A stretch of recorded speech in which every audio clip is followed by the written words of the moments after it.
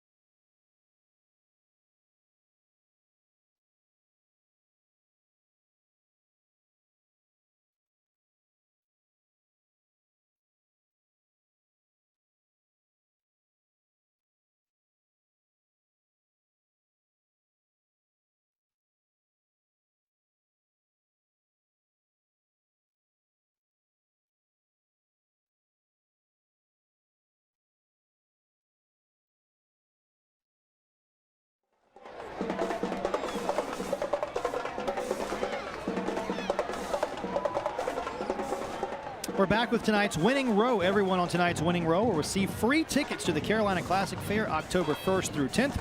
The Carolina Classic Fair, second to none in 2021. It'll be Reagan football as we start the second quarter. The Raiders trailing 15-6, but moving the football here, Mark Covert. Yeah, and they've been able to do that just a little bit here tonight, but really mixing it up. But again, that passing game so far in this one, outside of the 74-yard strike from Cam Brown to VJ Wilkins in the first quarter, there hasn't been much success through the air up to this point. They got to get that going. Gallette, who's been the bell cow this year with his 9 carries tonight, little quick out with a flag down. No surprise there. It's a pickup of 4 for the moment. By the way, Gallette, 9 rushes for 28 yards this evening. Remember that Gallette averages about 126 yards per game through the first 3 games of the season. Check on the laundry. I mean, Gallette's been a monster.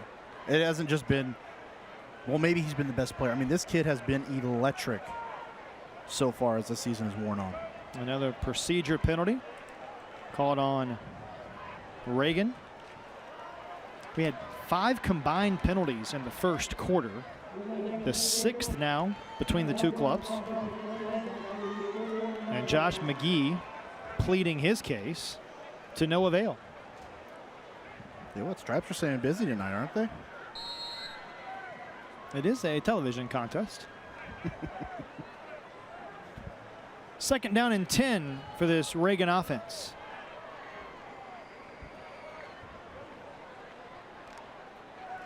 Play action. Another out route. Long throw completed.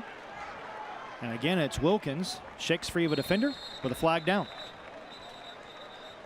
Kind of like the play call there, too. A tighter formation, only 2 wide. A few tight ends in on the game that time. Looks like a run, but passing out of that. give this East Forsyth defense a different look. I beg your pardon, it was Jones on the catch, the second of the night for Jones. And it looks like it'll be an illegal receiver downfield on Reagan. And right now for Josh McGee's club, it's been self-inflicted to start the second quarter. And they've done well. When they haven't been shooting themselves in the foot with these penalties, they've been able to move the ball pretty well against this East Forsyth Eagles defense. It's just making sure that you're playing within the game and playing within yourself and not committing penalties that are going to back you up continuously. 6 penalties now for 40 yards for this Reagan offense. Now it's second down. Your playbook almost exclusively falls down to your passing game unless you feel really good about the way you're running the football. Back to pass is Hill. Scrambles. And a leaping try on the boundary. And a catch. Oh, what a catch. A really tremendous catch by Montrell Jones. The concentration by Montrell Jones working the sideline of Reagan. What a pass. With great confidence by Cam Hill, putting that ball down the field. Letting his guy go make a play. Look at this. Just goes up and gets, let's see where that foot's at. Yes, sir, that's in. A nice gain of 13, a Crescent Ford first down. Check out the newest Ford trucks at CrescentFord.com. You know, just like that, second and long now turns to third and short. Great play call, excellent execution, way to finish the play. Reagan's got a chance here to move the sticks. So I beg your pardon, was not a Crescent Ford first down. We'll get to that here hopefully after this third down play. It's Gillette. And that will be close to the first down. I believe it will indeed now be a Crescent Ford first down efficiently. Check out the newest Ford trucks at CrescentFord.com. Gain of 5. So you're trying to predict the future tonight a little bit. Good job by Gillette. Second effort really made that play happen. Seemed like he may have been bottled up, but shakes free of the first defender and picks up the fresh set of downs. Is this a must-score drive for Reagan here? It kind of feels like that. And I thought that coming into this drive. You don't want to say that so early in a football game. But the way that East Forsyth has been playing offensively, that you've seen bursts of offense, you've got to make sure you keep pace with them. Gillette reverses field. And arm tackled again. Another nice play that time by Nick Martin, the defensive end, the 6'2 junior. Really good job by the defense, setting the edge as they put it. Make sure that Gillette can't get outside where he was tracking to. And Nick Martin responsible for that contain. Good job by forcing it back inside where the rest of his gray uniform buddies were hanging out at. Just look here, slicing up. Great contain. Obviously, Gillette has been at the top of the scouting report for East Forsyth coming into the ball game. Just unable to break that big run. Now, second down and long. Hill wants to throw. Steps up, slings one down the field and off the hands of Malachi Purvis. More nice coverage. Again, Nasser Graham, we've called his name a lot in the first half. I think Purvis may have just turned his head a little too soon upfield, trying to get yards after the catch. Gotta make sure you keep your eyes there, and just took him off. Maybe just a split second too soon. Hit him in the worst place, right in the hands. Yep. Reagan has converted 3 third downs and 4 opportunities this evening. Now you're seeing the safeties back off just a little bit. Even Crowell working there in the slot. Seeing with the pink or orange cleats. Low snap. Hill. All kinds of time. Just throws up a prayer that is not answered. And it'll bring up fourth down. East Forsyth wants intentional grounding. Remember, no tackle box in high school football. And indeed, it'll just be a fourth down coming. And the Raiders will punt as we take another look. Again, that pressure for the Eagles coming through. Nowhere to go with the football. Great coverage by that secondary, and Cam Hill just had to heist that one up and pray for the best that time. Good play by Hill, but that defensive pressure creating another bad play. Good coverage there by Donovan Hill, forcing pressure on the quarterback as Andrew Gigliotti on to punt, averaging 42 yards per punt this year. Trying to play a field position game this time. See if you can pen this East Forsyth offense back deep. It'll be Jalil Rogers who will do the punting. I beg your pardon. Nobody back deep for East. And a nice kick. Bit of a coffin corner, if you will, there for Reagan. So a long field for East Forsyth to work with on their first possession of the second period. Long field. But this is an offense that's shown the explosive capabilities so far in this one. Long touchdown pass, and going to see what they do here on this next drive. We'll see what East Forsyth does right after this.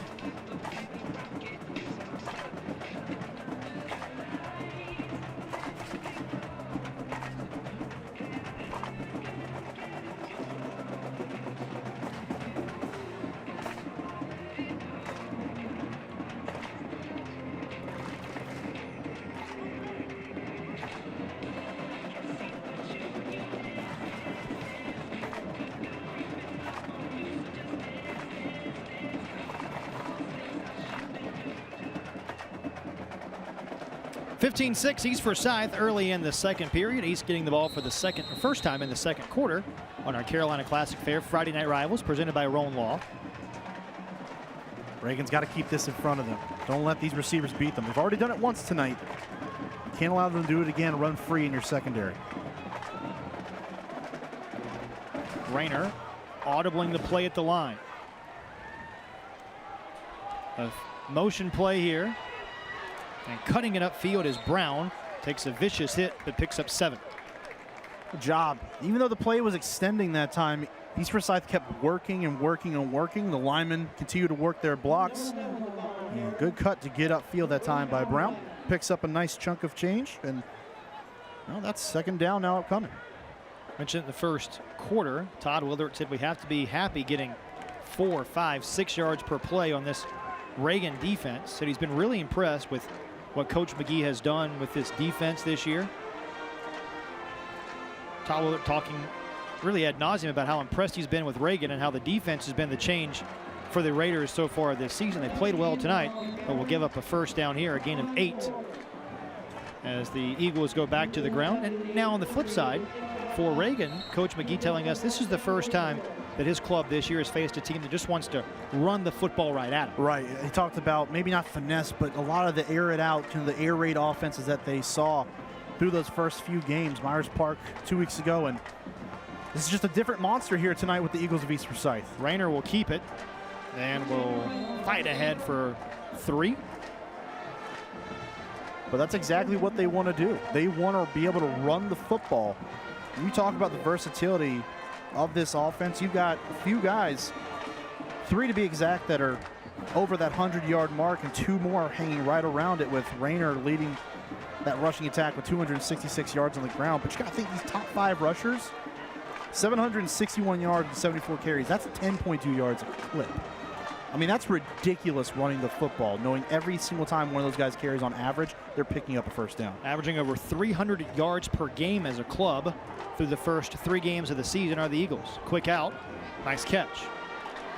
Shimmying out across the 35-yard line that time. And a good catch there by Tim Davis, his 4th of the season, picks up 9, and another crescent forward first down. And what does running the football do for you, Chris? It opens up your passing game, really pinches those defenders for Reagan inside, and wants to pin their ears back, really opens things up down the field. And even screen passes like that, you have an advantage on the edge. This is Brown trying to get to the edge. Flag is in. Brown dances out across the 45. It's a first down for the moment. He gains 11, but I imagine this will be coming back. You just see the electricity, the explosiveness of Brown around the edge, working his way and picking his way through that defense. And check on the flag, but again, you see the all-around weapon that he is for this Eagles offense.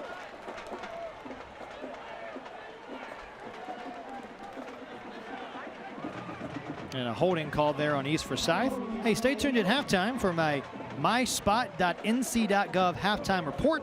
We'll have this week's Scholar Athletes, interviews with the participating principals, highlights from across the country, and more. That's coming up in about 7 minutes of game action. A lot to recap in a very exciting first quarter. And I think this football game has been right about where we kind of thought it may end up being at this point in the game.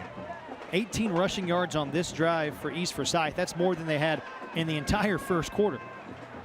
You can see them start to really work that part of their game plan. Now that they have an idea and a feel for what this Reagan defense is going to want to do, they can start executing a little bit more, calling those play calls out, those misdirections, and working their athletes around the edge, getting them out in space and allowing them to work there.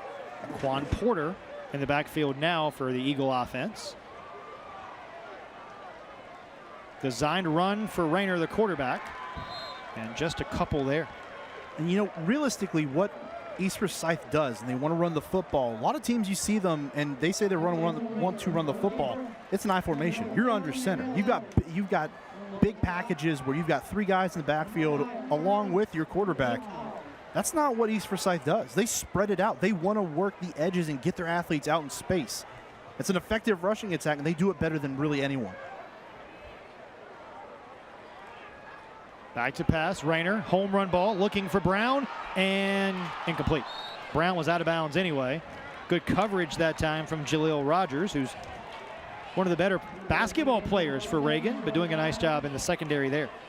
Just tracking that ball down the field. Brown couldn't come up with it. It was good coverage, too, because Rayner had to force that ball towards the sideline instead of maybe opening up towards the middle of the field. It's a tough throw to make. Just kind of let Brown out of bounds as well. So good defense by Reagan to stay on top of that one. Third target tonight for Brown. Well, he's going to be a big playmaker at the next level. As again, some FBS and FCS interest.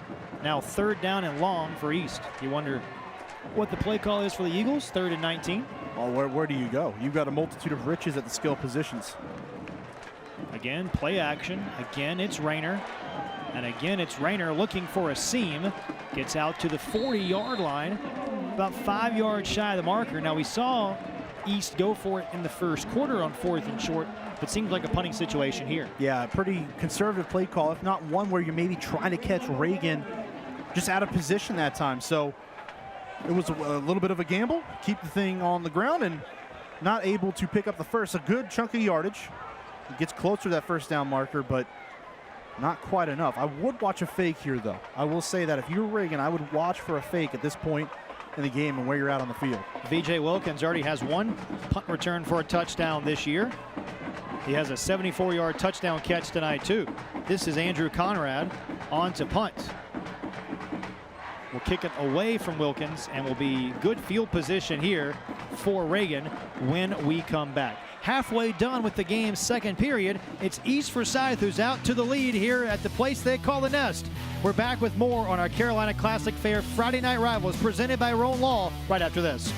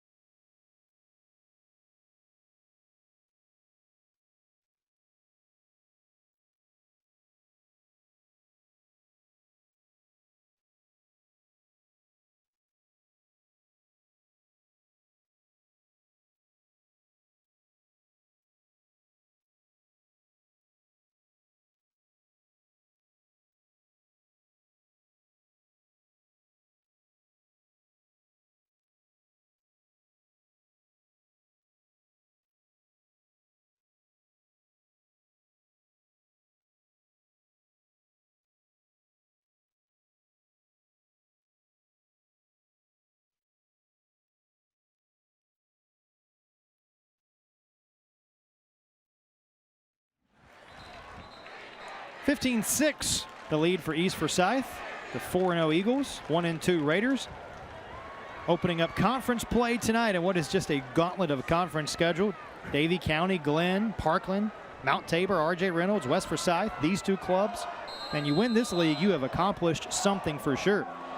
1st and 10 for Reagan near midfield. Their 2nd drive of the 2nd stanza. Gillette straight ahead. and crosses midfield for a gain of 5. I mean, this conference is just bonkers. The skill level of the teams that are here, you just talk about how winning a state title is big, but winning this conference, it almost feels like a level of accomplishment on the same as the state title. Injured player down there for East Forsyth.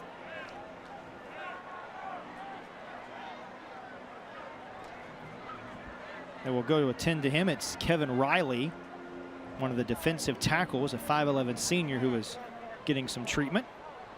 When I was talking about the conference championship, you know, Todd Willard, the head coach of East Forsyth, said, you know, we don't always, as a program at East, put a ton of emphasis on being able to win a conference championship because both of these clubs, as we documented earlier, have some lofty expectations, state championship, that sort of thing. But Coach Willard said, you know, if you win a state or win a conference title in this league this year, you've accomplished something. Yeah, I mean, look, the playoffs obviously are full of teams throughout this state that are quality opponents. We know this. But I dare you to find a slate in the playoffs, including a state championship game, that's going to be akin to what you find on a 4 or 5 game slate in this league alone. I mean, it is incredible. Good to see Riley up and walking off under his own power. Appears to be flexing out that left hand, so he will come off for at least this play. Riley's had a pretty big impact tonight, too. He's been doing really well in that interior of that defense, applying pressure, getting into the backfield, and being disruptive. I'm going to have to track that one because that would be a fairly big loss for this Eagles defense. Waylon Noble in single coverage at the bottom of your screen for Reagan as Cam Hill, the quarterback, surveys the defensive landscape. Hill to pass, 4-step drop over the middle and knocked away. Good play that time. A late flag flies in too. Matthew Jonas is in coverage, but looks like they'll get him for pass interference. And it was a good play by Jonas. It really read the play well. He was the single safety back that time. Broke on the football well. The one problem is he made contact with the receiver right before the ball got there by placing his hand on the receiver's back. And obviously at this level in high school, you cannot do that. 15-yard penalty in high school football. Not an automatic first down, but is sufficient for a gain here as we take another peek. You just see right here in the middle of the screen, Hill testing the secondary that time. You see right here on the back shoulder that time, you can see him just reach around. It's a good call by this officiating crew. Zach Wright, the back judge, very right on that call. Another Crescent Ford first down. Check out the newest Ford trucks at crescentford.com. And now 1st and 10 for Reagan, trying to move the football and get back on the board. They have not scored since that long touchdown pass in the first quarter. Remember, East Forsyth began the game with a safety on the first drive of the game. Gillette again powers ahead and gains 5. It's kind of where his smaller size, though, really plays an advantage to what they're doing in between the tackles running the football. He's able to find those small spaces, just kind of sliver through them, pick up yards. A bigger back obviously wouldn't be able to do that, but Gillette can, and it works pretty well for this Reagan football team. And an official timeout. Perhaps another player shaken up on the interior. And again, it's for East Forsyth with another one of those interior linemen coming out.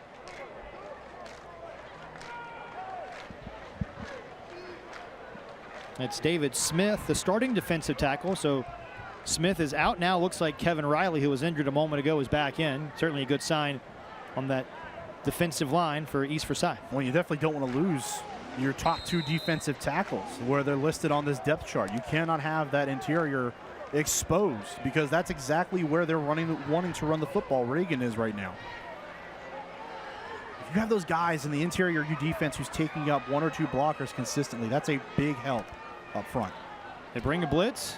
It's a seam here for Gillette. Closes quickly and gets close to the marker. Been really impressed with how quick Gillette can find that seam. Well, and it's the recognition and the vision, right? Because he's kind of a one cut, it seems like a one cut kind of back. He's trying to work his way upfield, find the hole, and then burst. So the acceleration is there, and you can see it with Gillette. And he finds those holes, like you said, Chris, really quickly. That acceleration could be killer. They mark him short, 3rd down and a yard. Is this 4-down territory here? Absolutely, on a drive like this as well with 3 minutes left in the half. Back to the ground, Gillette gets past the first defender and gets down near the 20-yard line. It'll be 1st down after another 3rd down conversion, pick up a 4. And I'll tell you what, we've been talking about how this defense for East Forsyth tonight has done a good job of creating pressure and getting penetration into the backfield of Reagan. Right now, this offensive line is changing the line of scrimmage. They are pushing this defensive front of East Forsyth back, and they are staking their claim. It's been the right side of the offensive line, too. Sam Pendleton, who was offered by Duke University, the right tackle earlier this week. Spencer Webb, the right guard, getting some FCS interest, too. Cam Hill to pass. Looking this way, and incomplete. Another intended target there for V.J. Wilkins, who has the touchdown catch. Zion Ellison in good coverage that time. And that's about the second or third drop pass for these Reagan receivers tonight. Nice route, good separation. The play call was nice, and it was perfect, honestly, with that coverage. Just couldn't come down with the catch, went right off of Wilkins' hands. He's got to be able to come down with that. And again, these skill position players for Reagan have to start producing and really open up the game for Cam Hill and Gillette in that backfield. I think Reagan wants to take a timeout here, and they do, just to chat things over. One timeout left for the Raiders. Josh McGee talked about, and we mentioned it earlier, the need to be able to throw the football better. Do you think that he's happy with the production he's getting from the passing game tonight? Well, I think they're accomplishing what they wanted to do. He told us they want to start pushing the ball more down the field. They're doing that, and I don't think you can really dispute it. They are pushing the ball. They're trying to work it down the field more because I think they realize they have to get yards through the air to really open up the offense. But the next step in that is converting it. If you got the game plan there, you also have to make sure you're converting. These drop passes outside for these receivers are hurting this offense, and they could continue to move the ball down the field, but it starts with those wide receivers converting and making the plays when they are thrown to them. All right, so now 2nd down and 10. Remember, East Forsyth gets the ball to start the third quarter. If you're Reagan coming out of this timeout, what are you looking for play call-wise? Well, if you're going to continue to go through the air here, and you've got time to work with, now you got to think that they are at the 20-yard line with 2.5 minutes left and one timeout in their pocket. You've got time to work with. It's not like you have to be in such a hurry, but just understand where you're at. Now they're playing a too high as far as two safeties back for that East Forsyth defense. Being a little conscientious, and that could open up some room up front to run the football. And if not that, if you're going to go to the air, work some underneath routes.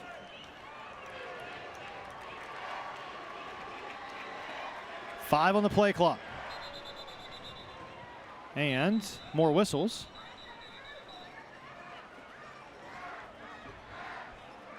I believe they're going to chaperone one of the Eagles off the field. Jamon Smith is escorted off, and now he's right back on. Not totally sure about that one. A little unusual. But now we continue on. But still the same look. A power pistol here. Yep. It's Gillette. And he is upended nicely. Good defensive play that time by Tim Davis, the starting strong safety, up to make the stop. Did a really good job knifing up there, making a nice play towards the line of scrimmage. And now another 3rd down for Reagan. They've already converted 1 3rd down on this drive. Looking to pick up a 3rd down and medium. Been impressed. These defensive backs for East Forsyth have not been afraid to come up and make plays on Gillette in this running game. And another timeout before this big 3rd down play. And it's East Forsyth who calls the timeout. Leaves them with 1 for the final 2:15 of the half. Don't forget, coming up at halftime, we'll have the myspot.nc.gov halftime report, which will include this week's Scholar Athletes, interviews with the participating principals, highlights from across the country, and more. There's a lot to get to at halftime, and what's been a really good football game. Yes. And with Reagan now knocking on the door again, we could have a much closer game at halftime. But they find themselves in an interesting position, though, Chris, with how they're going to game plan the last 2.5 or 2:15 of this half. Because, you can run the football. You only got one timeout to work with, though, and that's what you have to remember. Good news is, where they're out on the field, they don't have to rush. And now in the Boost Mobile Orange Zone, America's largest and fastest 5G network. Both coaches talked about the importance of the red zone this week. Didn't hear them mention the orange zone. 3rd down coming up. Reagan 4 of 6 on third downs tonight, including a third down conversion already on this drive. I tell you, I wouldn't be surprised if they ran it here. Play action over the middle, and more nice coverage that time. It's Jamon Smith who bats it away. And now fourth down coming for the Raiders as we take another look. Just a great play by Smith there. Just a quick slant that time to get inside, and Smith just sitting right underneath it. Perfect coverage. And now it looks like, as we take another look, yeah, nothing there, right? No. I mean, that is picture perfect coverage by Smith. This will be a 35-yard field goal try here for Rocco Gigalotti. His long this year has been 27. He is 2 of 4 in field goals this year. Boy, this one's got plenty of leg and is plenty good enough. Gigalotti good from 35 out, and that trims the deficit for Reagan. You got to feel good about putting some points on the board on that drive. Of course, you want to come up with a touchdown, but I think Reagan has proven so far here in the first half that they've been able to move the ball against this East Forsyth defense. They have not been afraid to push the ball down the field. They have not been afraid to continue to run it where they have, mostly in between the tackles, and that's going to be a big boon going into halftime. What a weapon both clubs have with tremendous kickers tonight. We don't often talk about it, but man, the two kickers tonight have been tremendous, not just this year, but throughout their entire career. Yeah, absolutely. And when you have a guy like that on your special teams, the kicker who can either pin your opposing offenses deep, not allow them to return the football at all with touchbacks. I mean, and of course, the primary job of knocking some points on the board through field goals. But you know, having a kicker, a solid kicker, is such an underrated aspect of football. I think people just kind of forget about kickers every now and then, but when you've got a guy who can push the ball down the field and put points on the board, that's huge. Time now for another Arnold Jones kickoff. Get your heating and air conditioning fall tune-up special from Arnold Jones Services Heating and Air Conditioning. 2:10 and 1 timeout left for East Forsyth, who has already ran 1 kick back for a score tonight. And no surprise, a bit of a short kickoff here. This is returnable for the moment for Damon Stokes, but he will tiptoe out of bounds. I think they're trying to keep it out of Smith or Brown's hands. I imagine that's the play call, yes. But man, you look at this kick return unit, so many weapons for East Forsyth all across the kickoff landscape. I mean, it's wild. Just the amount of guys that really on that kickoff team that can return it in their own right. Even your up backs having the opportunity to get the football in their hands, and they can make something happen with it. That's a pretty special concept. You hear basketball coaches talk a lot at the end of halves about going 2 for 1 with the shot clock. A chance here for East Forsyth to go 2 for 1, get a score to end the half, get the ball to start the third quarter. I wouldn't be surprised if this Eagles offense decides to push the ball down the field here to start. I see some of the mixed up coverage. Number 5 here at the bottom of the screen for Reagan backed off. Everyone else is close to the line, and there's only one safety. That's Jaleel Rogers. Looking this way is Rayner. He's now flushed, and he's now sacked. Nice coverage that time by this Reagan defense. It's Samaj Turner, who has an offer from Liberty. Coach Josh McGee said he's the heart and soul of this Raider defense. Yeah, one of those captains and a big-time performer Samaj Turner is. But another deep pass attempt that time. That's the counterpoint to what they're trying to do. You have all that time back there. You got to bring him down for a sack. More time, out route, and this is Stokes who goes down to make the grab. Will be shy of the marker, stays in bounds. Clock rolls down to the final 93 seconds. And while Reagan didn't have to panic on their last possession, or maybe not panic, but hustle a little bit more, as you see the sack here for that defense of Reagan with Turner coming down. But they've got to start moving. East Forsyth does. You start getting yourself in a good field position. They've only got one timeout to work with. Just over a minute left to play. 6th catch of the season for Stokes. Beg your pardon, 7th catch of the season. Had the touchdown grab earlier. Ball is on the ground, picked up by Rayner, and now looking to make a busted play into something big. Gets out of bounds and also gets the first down. Another Crescent Ford of High Point first down. A pickup of 6 yards. Again, Samaj Turner coming and hustling to knock Rayner out of bounds that time. But good awareness by number 1 in gray. Picked the football up. Slow snap. It almost went nowhere. And it was just sitting there begging to be picked up. Rayner has a presence in mind to go up and get it. What an athlete. Yeah. Certainly helps to have a guy 6'1", 185 back there as your senior or your junior quarterback. Plenty of time here. Turner providing a rush. And now Rayner just throws one downfield. It's Stokes who finds a seam and achieves another first down. Remember, as a flag is down, Todd Willard told us he's comfortable with his field goal kicker from 55 or 60 yards. They're close to field goal range right now. You want to know some things you don't see in high school football? A kicker like that. A kicker like that. An eligible receiver downfield is the preliminary indication on the Eagles. We talked about this in our coverage last week, Mark. It just, when you're scrambling like that, one of those offensive linemen sometimes drifts a little bit too far. Yeah, you just kind of lose your place on the field, and you got to be careful with that. You got to understand your quarterback's an athlete, that he can scramble back there and make plays with his feet, find guys down the field as he did there. Just got to make sure that you have the presence of mind of where you're at on the field and make sure you don't put your team in a position where a penalty can be called. To be fair, though, it is a tough spot. Spoken like a former offensive lineman. I don't know what you're talking about.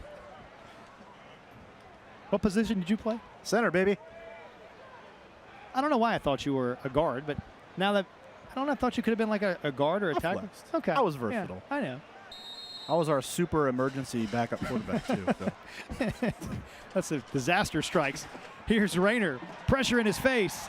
Avoids one tackler. Cannot get away from the second. A huge sack for Noah Haynes. His first of the season. And brings up a second down and all the way to Reagan for the first down. And you can see what Reagan's plan here is on this drive. Apply the pressure. There were 6 different Raiders in the backfield of East Forsyth on that one, applying that pressure and knifing through. Rayner did a good job getting away from one man, but could not get away from the rest. I mean, look at the amount of Raiders around the football. And probably changes the way that East Forsyth will approach the last 18 seconds of the half. Have to run one more play. Rayner, and misfires there, trying to hit Jamon Smith. 13 seconds to go. Remember, Reagan does have one timeout if they choose to stop the clock. So does East Forsyth if they hit on a play down the field and find themselves inbounds. With 13 seconds left, nothing is still out of the realm of possibility here. This is a quick strike offense for East Forsyth. We've seen that already tonight. 45-yard touchdown catch, an 80-yard kickoff return for a touchdown, a safety forced by the defense. We've had a little bit of everything here in the opening 24 minutes. Josh McGee's club has responded very nicely. Play action to the second man through. Ingram shimmies ahead. Ingram looking for the edge. Ingram tiptoes and still on his feet. 2 seconds, 1, and East will stop the clock. That will move the chains. It's a pickup of 31. And now does East think about trotting the field goal kicker, Andrew Conrad, out for a long one? That'd be pushing it. For 55 yards, I mean, that's ridiculous. But, again, this offense so explosive for East Forsyth. Catching this Reagan defense back in pass coverage. Not expecting a run that time, but they find themselves in a position now at the 38-yard line. They've got options here. It doesn't just have to be a field goal. They could go for a shot in the end zone. Now, it would be about a 55-yard field goal attempt from here, which is on the edge of Conrad's range. Now, Coach Willard in jest said, I'm not worried about the kick. I'm more worried about the snap and the hold.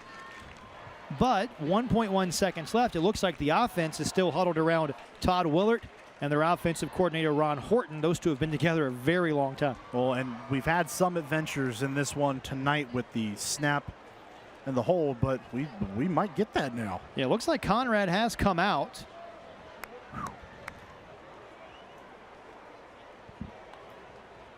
And let's see if Reagan puts somebody back deep in case this one is not good. Remember, Alabama and Auburn from several years ago, you could run this one back. The kick six. Yeah. Now, Rayner's going to hold here. Conrad, the kicker, his long for the season has been 22. This is from 55. And before the play, maybe a timeout for East Forsyth. That one, or timeout for Reagan, I should say. That was a little short on the kick. And perhaps a little gamesmanship here. Josh McGee trying to ice the kicker using his final timeout. But now you've given Conrad a couple looks at it. You know, it's like when you're on the golf course and you shank one into the woods. The second guy is always better. The second guy always finds the fairway. Learn from the mistakes. But maybe he just pulled up a little bit on that one. It was well short, but give him some second thoughts before he tries to really nail and put his leg into this one. It's a 6-point game at the moment. A little bit of an odd 15-9 score. Take another look. Again, this one's not going to count. Might have hit it a little fat. I mean, it was on track, if we're being honest. It drifted a little bit. Just a bit. But what, about 5 yards short, maybe? Yep. Let's see if he pulled it up here, but I know all about hitting those wedges fat. Trust me. Skull a couple of them across the green, too. Chris Edwards, not a pro golfer. Not a pro golfer. Reagan going to come after this one. Another good kick. This ball's got plenty of distance. Oh, just a little short. Online again from Conrad.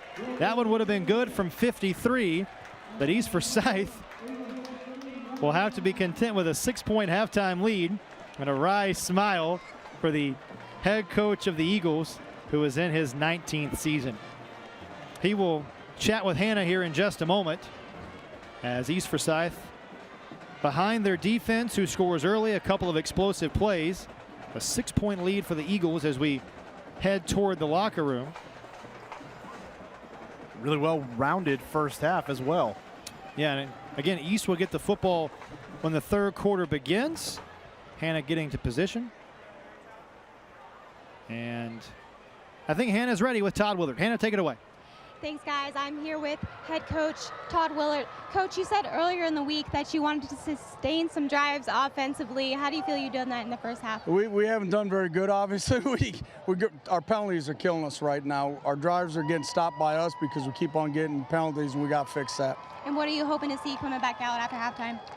Well, we got to just play a little bit better on offense. I think our defense is doing a great job. Offensively, we got to figure some things out. All right. Thanks, Coach. Good luck in the second half. Thank you very much. Appreciate it. We'll be right back with more after the break.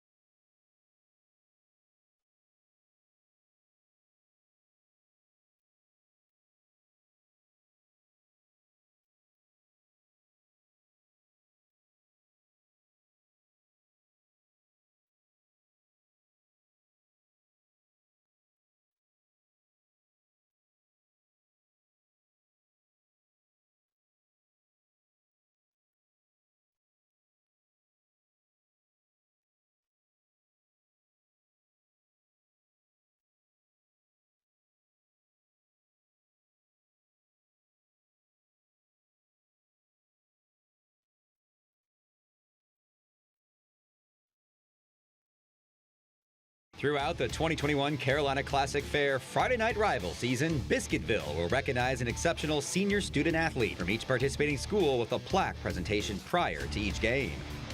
This week's Biscuitville Scholar athletes are from East Forsyth High School, Ian Sawyer. East Forsyth High School's Ian Sawyer plays varsity football and is a member of the wrestling team. He was named Wrestling All-Conference last season and lettered as a freshman in wrestling. Ian is an honors student and an active member of his church's youth ministry program. And from Reagan High School, Ellie Chang.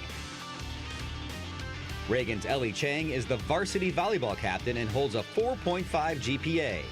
She is a junior marshal in the National Honor Society and is a Crosby Scholar. She is a member of her church youth group and volunteers her time at Dig This volleyball camp.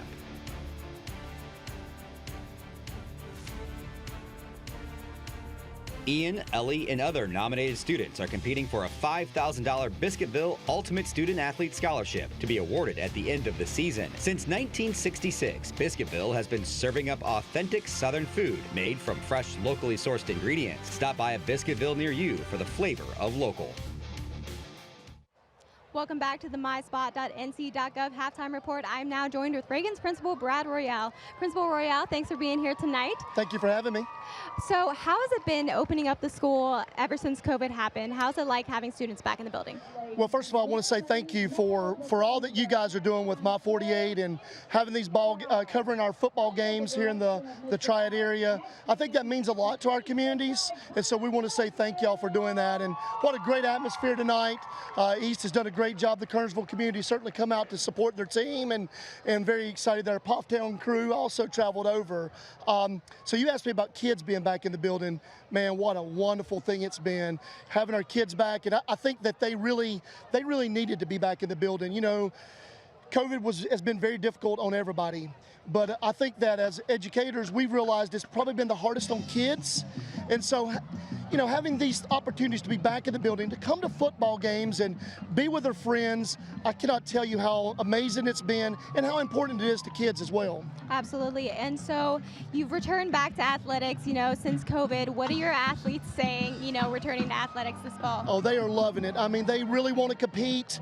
You know, when you're in a sport, it's about a small community. It's a brotherhood or a sisterhood if it's a group of young ladies, and that opportunity to bond and be together is important, especially after what they've been through. And so our student athletes, they're walking the hallways and they're excited to be able to come out in the afternoons and participate in something they really enjoy doing. And I know you have a new athletic director, Mr. Mitch Adams. How is he fitting into Reagan High School? So I've known Mitch since Mitch graduated college. So I've known him for a long time. We go to church together. He is an absolutely fantastic person.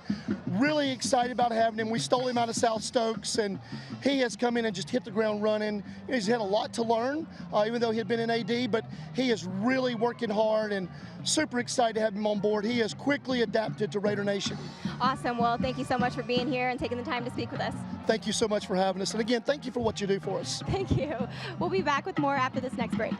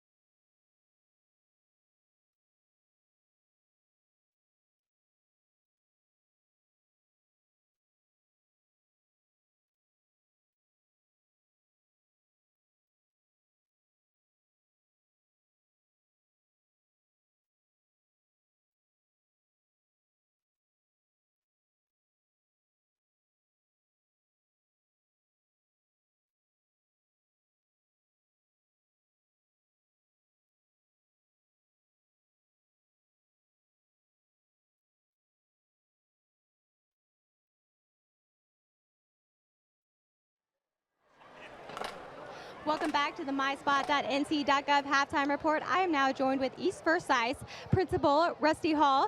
Thank you so much for being here tonight. Thank you. Thanks for having me. Thanks for being here. Absolutely. So I know that you guys have returned since COVID. How has that been for you, having students back into the school? It's been amazing. I mean, a school without children is a very sad place, and so it's been great to have them back. It's been great that they can come out and experience all of high school. So we preach here at East Forsyth that we want well-rounded students, and so social life and extracurricular activities is part of that, and so it's great to have this atmosphere, this energy out here. Absolutely. And so what sets East Forsyth sets them apart from other schools in this area? So I think it's community. You'll find that many of our students' parents went here and grandparents went here, and so it's just a community atmosphere. We have great support from our community. We have great partnerships. The Kernersville Police Department are great partnerships. They're here. They enjoy being here. Family support, atmosphere. It's just a great community, a great family of folks here supporting our students. That's awesome. And I know that you're a new principal here. What are your goals for the remainders of your years to come? So my goal is excellence. We tell our students that we're not expecting perfection, but we want them to bring excellence every day, whether it's in the classroom, whether it's the band that just did an amazing performance, or it's our football team, or all of our athletics. We want our students to bring excellence each and every day, so they're prepared for whatever they want to do after high school, whether it's work, college, military, whatever it is. We want them to walk across the stage. I said, I want you to shake my hand, ready for the next step. Absolutely. Well, we appreciate you being here and taking the time to speak with us. Wonderful. Thank you for all you do, and this is a great avenue for us to share East Forsyth with the rest of the community. Absolutely. Before the game, I had a chance to interview one of our sponsors from the North Carolina Department of Health and Human Services, and here's what they had to say. I'm here with Joshua Swift. He is the Public Health Director of the Forsyth County Department of Public Health. Joshua, thank you so much for being here tonight and for joining us. Happy to be here. So what is a little bit of who you are and what your role is? So as you said, I'm the health director for Forsyth County. So part of that is being the leader of the public health department. We got 250 staff who are dedicated to keeping the county and the residents safe and healthy. Awesome. And so what are our stats currently in our area for COVID? So unfortunately, COVID is high. We're at almost the high of January, where we had 250 cases per day. Now we're averaging about 200 cases per day. So it's gone up since the middle of the summer, pretty high. And there's a lot more deaths actually in the past month from COVID, almost 50 deaths. Wow. And with that, where can people go if they want to help fight against COVID-19 and if they want to get vaccinated?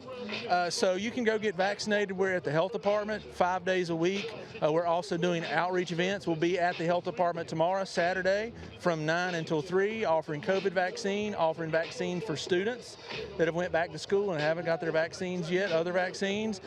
Plus you can go to pharmacies and doctor's offices all over the county.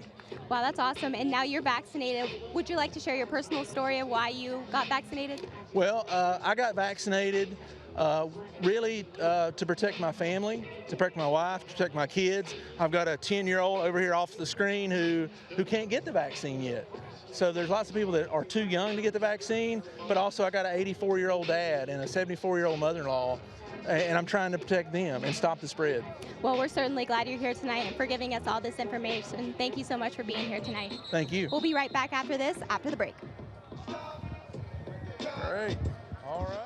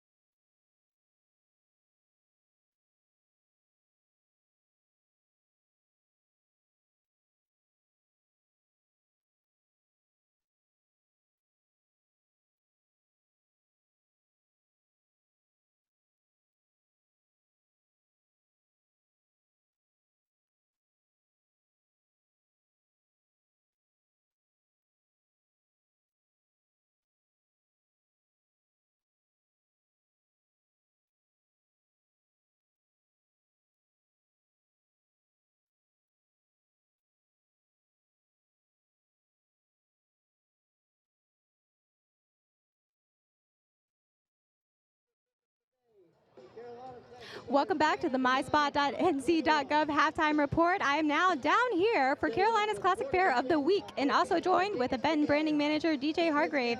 DJ, what are we watching right now? We're watching a pretzel stacking contest presented by the Carolina Classic Fair. We have two students stacking a fair food favorite pretzels on their heads, and the winner gets a really cute stuffed animal, another thing that reminds us of the fair. Awesome. And so when is the Carolina Classic Fair and what can people expect when they go? The Carolina Classic Fair is October 1st through the 10th. That's 2 weeks from today is when the first day of the fair will be. We have concerts with Andrew Ripp, Baylor Wilson, Color Me Bad, Tag Team, and many other national acts. We have a lot of new rides and entertainment coming this year, a lot of new attractions that the public is going to love.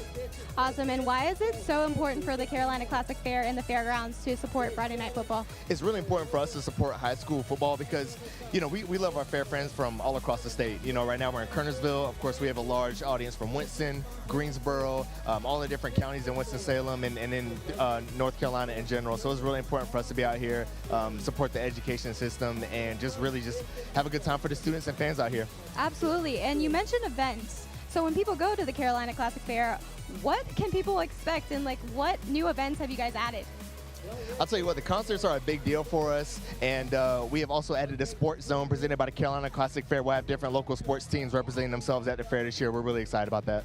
Awesome. All right, Chris and Mark, we're going to go back to you after this game is over. All right, Hannah, thanks so much. How about Cadence Booth on the right in the jersey? Cadence Booth, a volleyball player here at East Forsyth, going to Tennessee to play volleyball. Just picked up her 1,000th career kill this week.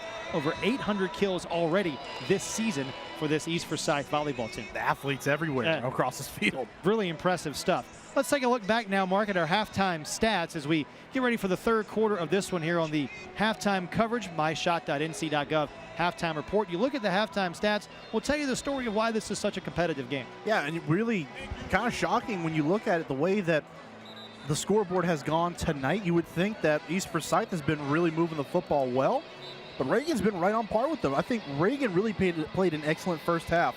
You see pretty even across the board in most stats. Penalties will be the bugaboo for both teams, and I'm sure that was the message at halftime by both head coaches. As we look back at the first half stats, it started early with Reagan's defense, East Forsyth's defense forcing the safety on Reagan. Yeah, and you got to think right then and there, you wanted to come out and assert your presence early on. If you're Reagan, a play like that definitely does not help your cause, but to their credit, they kept playing, and VJ Wilkins found a seam down the sideline for Reagan's first score of the night. 74-yard pitch and catch for a touchdown. That had the students over at Reagan all fired up. And then on the ensuing kickoff, Jamon Brown, 80 yards to the house. Might have stepped out of bounds, but that's kind of a moot point. Yeah, still scored. They put it down as a touchdown, and just like that, East Forsyth was back on the board and had a tremendous answer. And then how about that? Again, over the top. That was Damon Stokes for the touchdown. That one went for 45 yards. And then at the end, it's another big play by the two defenses. And toward the end of the first half, again, another big play by this Reagan defense. Big sack there to end the half by Noah Hayes. And it's a 15-9 lead here at the break. Chris Edwards, Mark Covert, rest of our great team. Really fun first half to watch if you love good quality high school football. Yeah, and I think, again, Reagan played a great half of football. Early on, it seemed like they were going to let this thing get out of control, but allow them to just continue to work and really let this team do what they're really good at doing. And for East Forsyth, they played a good first half, but again, the yardage, the way the scoreboard looks right now, you thought they would have moved the ball so much more. It was a very, very competitive first half. Give credit to both teams in that regard. Biggest adjustment you think the two coaches talked about at halftime? Well, realistically, for Reagan, it's going to be about those penalties. They're about even a penalty yardage, but it killed Reagan more. Those drives that they were able to sustain were killed by some of those penalties. They weren't able to put as many points on the board as they want. For East Forsyth, really, it's about sustaining drives. Reagan was able to do that first half. East Forsyth was more of a big hit, big splash kind of play. A team in the first half, they've got to find some stability offensively and continue to have great drives. If this is what it's going to be like in this conference, week in and week out, man, if you're a fan of these two clubs, you're in for some really fun football over the next several weeks as we get toward the finish line of the high school football season. Down on the field, Hannah standing by with Reagan head coach Josh McGee. Thanks, guys. I'm down here with Reagan head coach Josh McGee. Coach, what have you seen in this first half that you're wanting to come out and do in the second half? Yeah, really proud of our guys in our effort. You know, we start off second play of the game, you give them 2 points. That was not a part of the game plan. But really proud of our defense, the way we're playing. We're doing some good things on offense. We got 24 minutes to figure it out. Gotcha. And what is your message to your team coming back out in the second half, and how do you want to get your players motivated? Yeah, we told them at halftime, we make the decision on how this game ends. We've got 24 minutes to play as hard as we can and see what happens. Absolutely. Well, good luck in the second half, Coach. Thank you. Thanks so much. Thank you. We'll be right back with more after this break.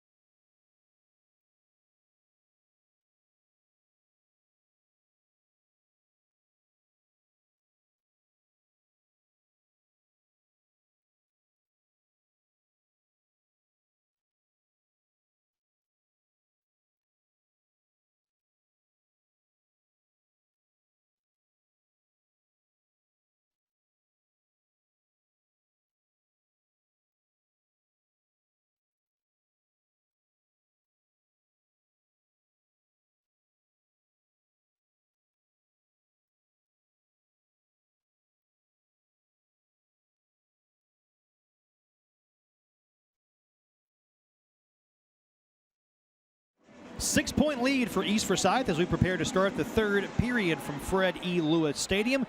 Chris Edwards, Mark Covert, Hannah Brady, and the rest of our tremendous team with you. It'll be East Forsyth football up by 6 to start the third period of play. We get ready for another Arnold Jones kickoff. Avoid costly breakdowns with energy-saving agreements from Arnold Jones Services Heating and Air. Rocco Gigalotti nailed a 35-yard field goal to make it a 6-point game toward the waning moments of the second quarter, and he gets us off and going here in quarter number 3. A fair catch signaled and decent field position for the Eagles, who look to soar to the end zone to start the third quarter. Again, you're going to have to find some stability on offense to sustain a drive. Of course, you love the big plays, and East Forsyth had plenty of them early on, but after that point, this Reagan defense did a really good job of forcing this offense into some tough positions. And we're going to see if they can continue to do that here in the second half. It's going to be a tall task. Reagan played a really good first half. We're going to see some of the adjustments that they made and see if they can continue to hang with the Eagles of East Forsyth. East Forsyth in the first 3 games of the season, Mark, outscoring their opponents 56-0 in the third quarter. This has been the money quarter for Todd Willard's club. Again, those big-time adjustments. That's how you win football games in the third. Pull away. We'll start on the ground here. Not much doing right up the middle. Just a small gain that time. And how about the way that Reagan finished the first half defensively? A couple of big stops, including a big sack. Well, again, we just talked about how this East Forsyth team, after those big plays in the first quarter, there just wasn't much for them in the second quarter. And they've got to find a way to sustain drives and make multi-play drives happen and then capitalize by putting points on the board. Jamon Smith ahead for a couple of yards. Back-to-back running plays to start the third stanza for the Eagles. It brings up third down. Put yourself in a third and short situation, though. Good job to move the ball and give yourself a chance. Now, again, this was the bugaboo for Coach Willard and his team last week. 0 for 4 on third down. We're going to see what kind of play call they have here on 3rd and short. 3 for 5 in the first half. Much better after going 0 for 4 last week. They'll keep it on the ground. This is Rayner, who gets out across the 45-yard line. They convert another 3rd down opportunity. Move the change, another Crescent Ford first down. Test drive a new EcoSport at Crescent Ford in High Point. It's got the things you need to do the things you've always wanted. Yeah, Rayner can do exactly what he wanted there as well. Working behind that convoy of offensive linemen out in front of him. Picks up 1st down. Again, this is Smith turning it upfield and gets near midfield. Pickup of 2 that time. It was Samaj Turner in on the stop. I think this Reagan defense wants to put the game on the back of number 1 there, Rayner, the quarterback. Don't allow this offense to, again, do what it wants to do, run the football, put it on the back of the quarterback. Make sure he's the one making plays and he's the one that's going to beat you, not this plethora of attacks running the football. This time it's Quan Porter. Shimmies to the outside, spun down at the 45, gets 5, brings up 3rd down. It's been all running to start the 3rd quarter for East Forsyth. You wonder if Todd Willard and the offensive staff really challenged his football team at halftime to come out and establish the run. If you want to assert your presence up front, come out of the half and dictate the flow, and they've done it so far. Again to the outside. Again, it's Porter, and another 1st down, the 2nd of this drive for East Forsyth. I'm sure what they talked about in the locker room, guys, we haven't done what we're supposed to do, and what we know we can do as an offense, that's run the football. They don't just run the football, Chris. They run it well. This is exactly what they do. And you can see them starting to really open it up now. They're getting those rushing lanes and asserting their dominance up front. Reagan crowds the box. Pressure in the face of the quarterback, Rayner. And he's got a lot of real estate in front of him. Into the 2nd level. Oh, look at the move. And then he's brought down from behind. Another huge run. A pickup of 26 and a Crescent Ford 1st down. I'll tell you what, even more nifty than the move in the secondary was the way he was able to move in the pocket. Look at Rayner getting away from multiple guys. He looked like he was dead to right, but keeps his feet alive, continues to keep his eyes downfield, and finds a lane to run through, and was all green from there. Rayner making plays with his legs here to open up the 2nd half. Now in the Boost Mobile Orange Zone. Boost Mobile, America's largest and fastest 5G network. Strung out that time for a small gain is Porter. Brings up 2nd down and long. But even on that last play where it looked like it was supposed to be a pass, Rayner able to make a play with his legs again. And right now, it's been nothing but running the football for this East Forsyth offense. 54 yards on this drive to start the 3rd period, all on the ground. And 3 minutes have already evaporated off the 3rd quarter clock. High snap. Rayner, 3-step drop. And tries to chunk one down the field, but it's batted down. Incomplete. Nice job that time by Jackson Hambris, the starting defensive end, to get his paw on it. Active hands. Yeah. So they always tell you, try to get your hands up. If you can't get to the quarterback, get your hands up in the air to knock the pass down. Great job. Active makes a play on that football. You gotta love that. And now 3rd and long. We haven't seen them yet in this drive in a 3rd and long situation. If you want to continue this drive and put those points on the board, put it in the box, you've got to convert here. Off schedule offensively. Boy, look at Reagan crowding the box. And they're still moving. They're creating some uncertainty in the front for that offense. And Rayner looked like he might be a little confused by it. You can see no one's down yet. 5 on the play clock. Play action, bit of a bobbled snap. Rayner calls his own number. And again, now inside the 10-yard line. Samaj Turner again leading the stop. A gain of 4, but it brings up 4th down. And I think they're going to go for it, Chris. Now, looks like the field goal unit coming on, Mark. Well, I got to tell you, I'm a little surprised by that. If you want to come out here and really stake your claim on this game, you're deep in your own territory. Even if that's the case for Reagan, they've got a country mile to go for a touchdown. A little surprised. Again, get your points on the board, but still. It'll be about a 24-yard field goal try from Conrad, who missed from 55 at the end of the half. And this one is good. So Reagan gives up the field goal as East Forsyth marches down the field. And it's East Forsyth who takes the 9-point advantage midway through this 3rd quarter. Conrad nails the field goal.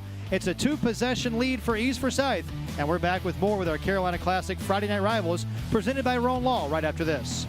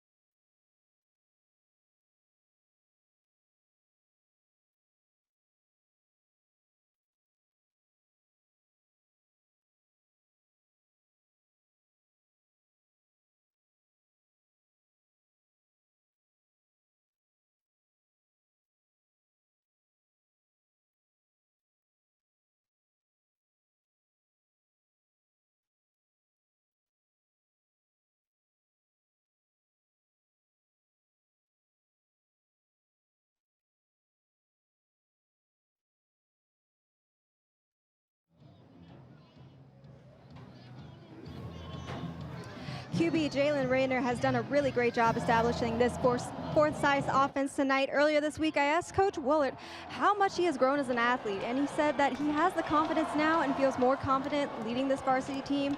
And I can certainly see that here tonight as he walks, his head held high, and he's made a lot of good offensive passes tonight. Chris and Mark, back to you. Thanks. You know, Todd Willard said that Jalen Rayner wasn't expecting to be the varsity quarterback in the spring and has taken on more of a leadership role, more comfortable as a leader. Game has really slowed down for him this season, and you can see why with his team up 18-9.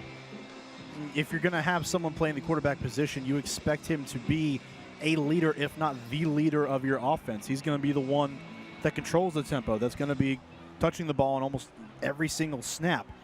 So that guy's got to be a leader and a voice and a presence, a strong presence for your offense. And Rayner taking on that leadership role has got to be huge for what this East Forsyth team has wanted to do and what they've done so far. See how Cam Hill and the Reagan offense responds. Down by 2 scores, another Arnold Jones kickoff, and another touchback for Andrew Conrad. What a weapon. What a weapon. Just don't give him a chance, especially with number 2 back there. Gillette for Reagan is back there deep. Don't give him a chance. And Conrad does just that. Now we're going to get a chance to see this Reagan offense for the first time. See how they kind of game plan for this second half.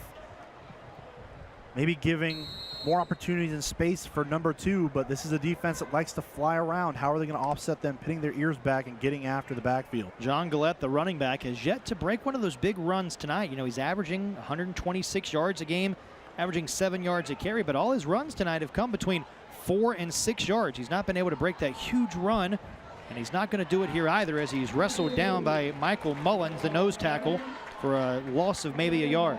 When you look at what he does in a game, through 3 games he's got 627 yards coming into tonight. It's a little over 200 yards a game. The next closest guy has 266. That's for his all-purpose yards. So this is the guy who makes your offense go, the engine turn. And he's got to get his touches. 3-step drop. Hill with pressure in his face, eludes 2 defenders, and now still on his feet, and finally mashed down shy of the 30-yard line. Will be close to the mark, or a pickup of 7, but it'll bring up 3rd down and manageable here for Reagan, facing their first 3rd down of the 3rd quarter. Just as we've been impressed with the way that Rayner for East Forsyth has played tonight, Hill's played a pretty good game in his own right as well. He's made some good decisions, running the football, keeping it and tucking it down, and also making some nice passes down the football field as well. Both quarterbacks have played here well tonight. First challenge for Reagan on this first drive of the second half. Josh McGee, the head coach of Reagan, talked about how much Hill has grown as a leader as this season has progressed. 3rd down, 1 to go. They hand it off to Gillette. He'll get the 1st down. The first big run he's breaking tonight, and he breaks one out across the 40-yard line. Another Crescent Ford 1st down. You can ride to the game in style with a new Eco Sport from Crescent Ford of High Point. It's got the things you need to do the things you've always wanted, but I believe we do have some laundry on the field. Almost where Gillette went down could be in the area of maybe a face mask. Potentially speaking, there's a whole host of penalties this could have been, but a nice play call there on 3rd down. Get it in Gillette's hands. And Power working off the left side of that offensive line. Great job to get upfield. And again, Gillette's first big run, but it looks like it's going to be brought back. Yeah, holding there on Reagan. And I think what frustrates you most if you're Josh McGee there is it happened at the end of the play after the 1st down was already achieved. Well, yeah, and that's tough. It's a tough spot to be in. You'll see here Gillette working his way upfield and maybe just a little bit of a tug. I got to tell you, I didn't see much there, but the flag did come right at that spot. So maybe just kind of tugged a little bit and just can't let go. You got to be able to release the defenders and allow them to make a play if they're in the position to do so. So it's still 1st down. 1st down was achieved, but they just back it up 10 yards. So instead of it being 1st and 10 from the 40, it's now 1st and 10 from the 30. So I guess you do count that as another 3rd down conversion for this Reagan offense, trying to hang with East Forsyth.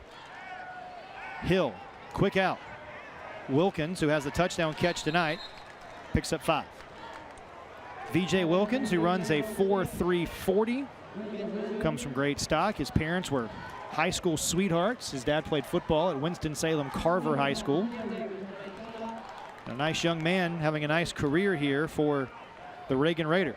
Absolutely. You saw that speed showcased in the first half. Of course, you want to get them into space that time. Just a great job of running to the football by that Eagles defense. Second down and medium. Already a quick moving third quarter. Both teams have been keeping it on the ground. Again, it's Gillette. And again, out into the second level. Gillette is wrestled down. That'll be probably a horse collar as he gets out near midfield. And Gillette a little frustrated.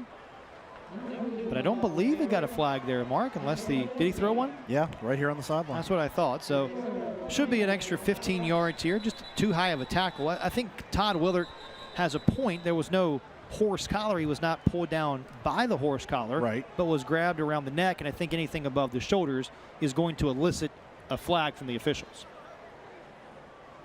Now, unless this is another hold on Reagan. And Gillette's still pretty upset about that, too. Well, in this era of player safety, you can never be too cautious. Right. What's happened here? Reagan's walking back down the field. Josh McGee a little upset, and you can understand why, if this goes against the Raiders, why the 10th year head man might be a little upset. It's going to be another hold it call here against Reagan. We'd love to see another look here to see if we can spot the culpable party. And right on cue, we'll take a look.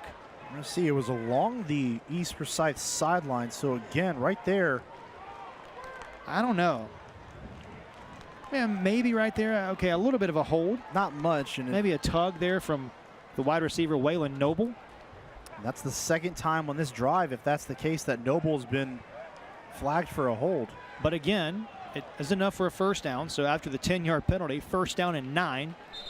I beg your pardon, second down and 9. But it should be first down. It should be first down. Because the first down was achieved. And it was done after, again, Gillette had reached the first down. Correct. Todd Willard, Josh McGee, both a little perplexed. And look at Coach McGee. He is really upset. It has not been the cleanest officiated game tonight. Well, and I think especially for Reagan, when you're looking at it, you're actually moving the ball. Again, another drive where they've been able to move the football, and now the game is completely stopped. And I'm not debating that there was a hold there. I think there could have been another foul, maybe an offsetting foul, tacked on for the tackle above the neck. Right. And there could have been. I'm honestly a little surprised that there wasn't, but again, now the game has just been stopped, and you had a quick moving start to the second half. Third quarter was chugging right along. Reagan staying on schedule and getting a drive, and you've got to be a little frustrated on that Raiders sideline because the game has just stopped. It's officiating crew tonight, spearheaded by Carlos Torrin.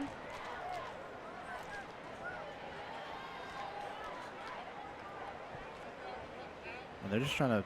I mean, they're trying to sort out what down it should be. Right. Well, it should be first down. But if the gain was sufficient for a first down, even after the penalty was marked off, I think it should still be. It was not a dead ball foul.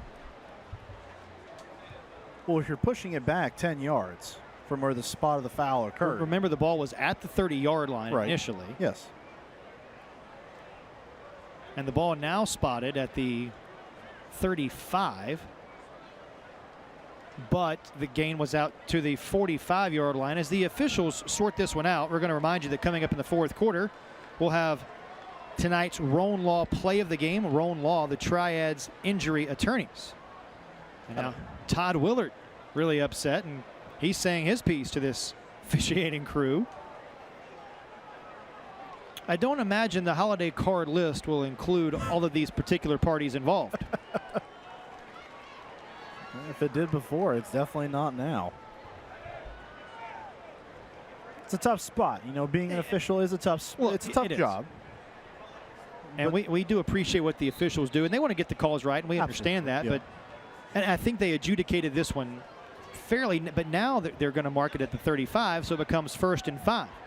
Because the ball was at the 45, 50-yard line. It's now backed up, so it really becomes 1st down and 5. After all that, 1st and 5 for Reagan. Replace the football? A lengthy delay, but we're ready to go again. to the ground. Gullette has some blockers out in front, and he is sandwiched down at the 45-yard line. Surprisingly, no flags on this play, and it's a Crescent Fort of High Point first down. And they're finding some running room now that we're back at it with Gullette. For the last 3 times he's rushed the football, it's been off the left side of that offensive line. They've been running it well, getting him out in space. There's been no one home for the Eagles of East Forsyth. All juniors and seniors across that offensive line for Reagan. East Forsyth on a drive here, Reagan on a drive against this East Forsyth defense as we're approaching the halfway point of the third quarter.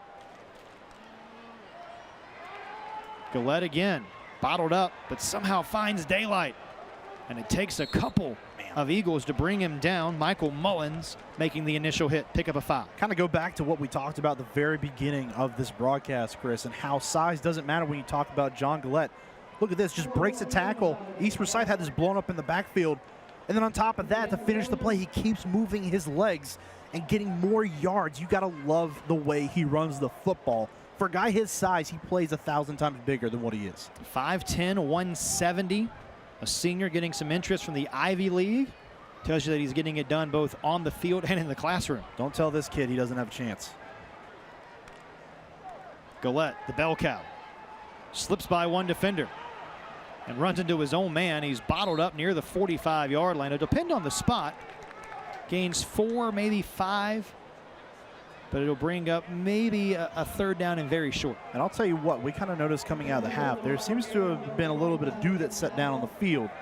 And maybe that's affecting some of the tackling right now for this East Forsyth defense. They're just kind of sliding off a Gullette. Nothing to take away from John. Sure. But maybe that's playing a bit of a part in it. Certainly feels like Josh McGee, the head coach of Reagan, much like Todd Willard, the head coach of East Forsyth, challenged his football team to run the football as they come out for the third quarter. That's what both teams want to do. You've got a premier athlete in number 2 and white in the backfield. If you're Reagan, get him the ball. Third down in the yard. It's Gullette straight ahead. And we'll get enough for the first down. Another third down conversion for this Raider offense. And another drive that they've been able to sustain as well. We talked about how well they played in the first half. Despite the lack of points, they were able to move the football against this defense. And they're doing it again for their drive now here in the second half. Have a chance to move the football, and this offensive line is rolling right now. It's been the Gullette show here to start the third quarter. Remember, last week in that game against Myers Park, toted the Mel 23 times. Approaching that number again this evening. This time it'll be Hill to throw. Steps up in the pocket and dumps one that is nearly intercepted. Instead, it's caught out there, and another tremendous catch made by this Raider receiving core. It's Montrell Jones who makes the catch and picks up 8. What a catch. Hill just trying to make a play. Not a great throw that time. Just not a good decision. You see them closing in on the football. Just what concentration that time to bring that ball in. Hill did a good job of extending just an ill-advised throw, but credit his receivers coming up and making big-time plays. Zion Ellison nearly had the interception. If he hauls that in, it's probably 6. Just right out of his grasp. I mean, just right out. Alligator armed it, maybe just a touch. Second down, short, play action, wanting it all. Deep ball down the sideline. It's hauled in. It's Jones who's in. A touchdown. Back-to-back catches for Jones. His first touchdown grab of the season. And it's the Raiders off the Sunbelt Reynolds touchdown, who are right back in the game. And they've been trying to hit that route all night long, taking those deep shots over and over and over again. Now it finally pays off with the deep shot. Beautifully thrown ball. And Jones coming down. 2 plays, 2 catches, add a tutty to the back end. Raiders are right back in this thing. Sunbelt Reynolds offering rental locations across the Triad to quickly deliver ready-to-work equipment when and where you need it. And the extra point is true by Rocco Gigalotti. Well, how about this for a ball game? Late in this third quarter, to the air, the Raiders doing it on the ground, they're doing it in the air. It's a touchdown toss, the second of the night for Cam Hill. He finds Montrell Jones, and it's all the way back to a 2-point game when you return to Kernersville.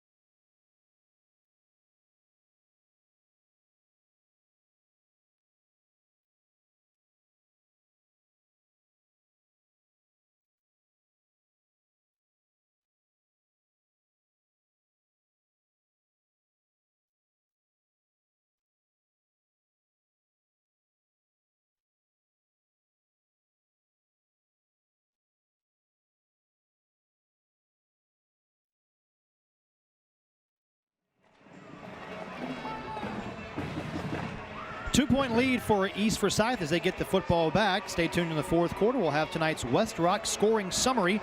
West Rock, your local leader in paper, packaging, and displays. Come join our team at jobs.westrock.com. What a barn burner as we lift the lid on conference play here between these two rivals. 14th meeting between Reagan and East.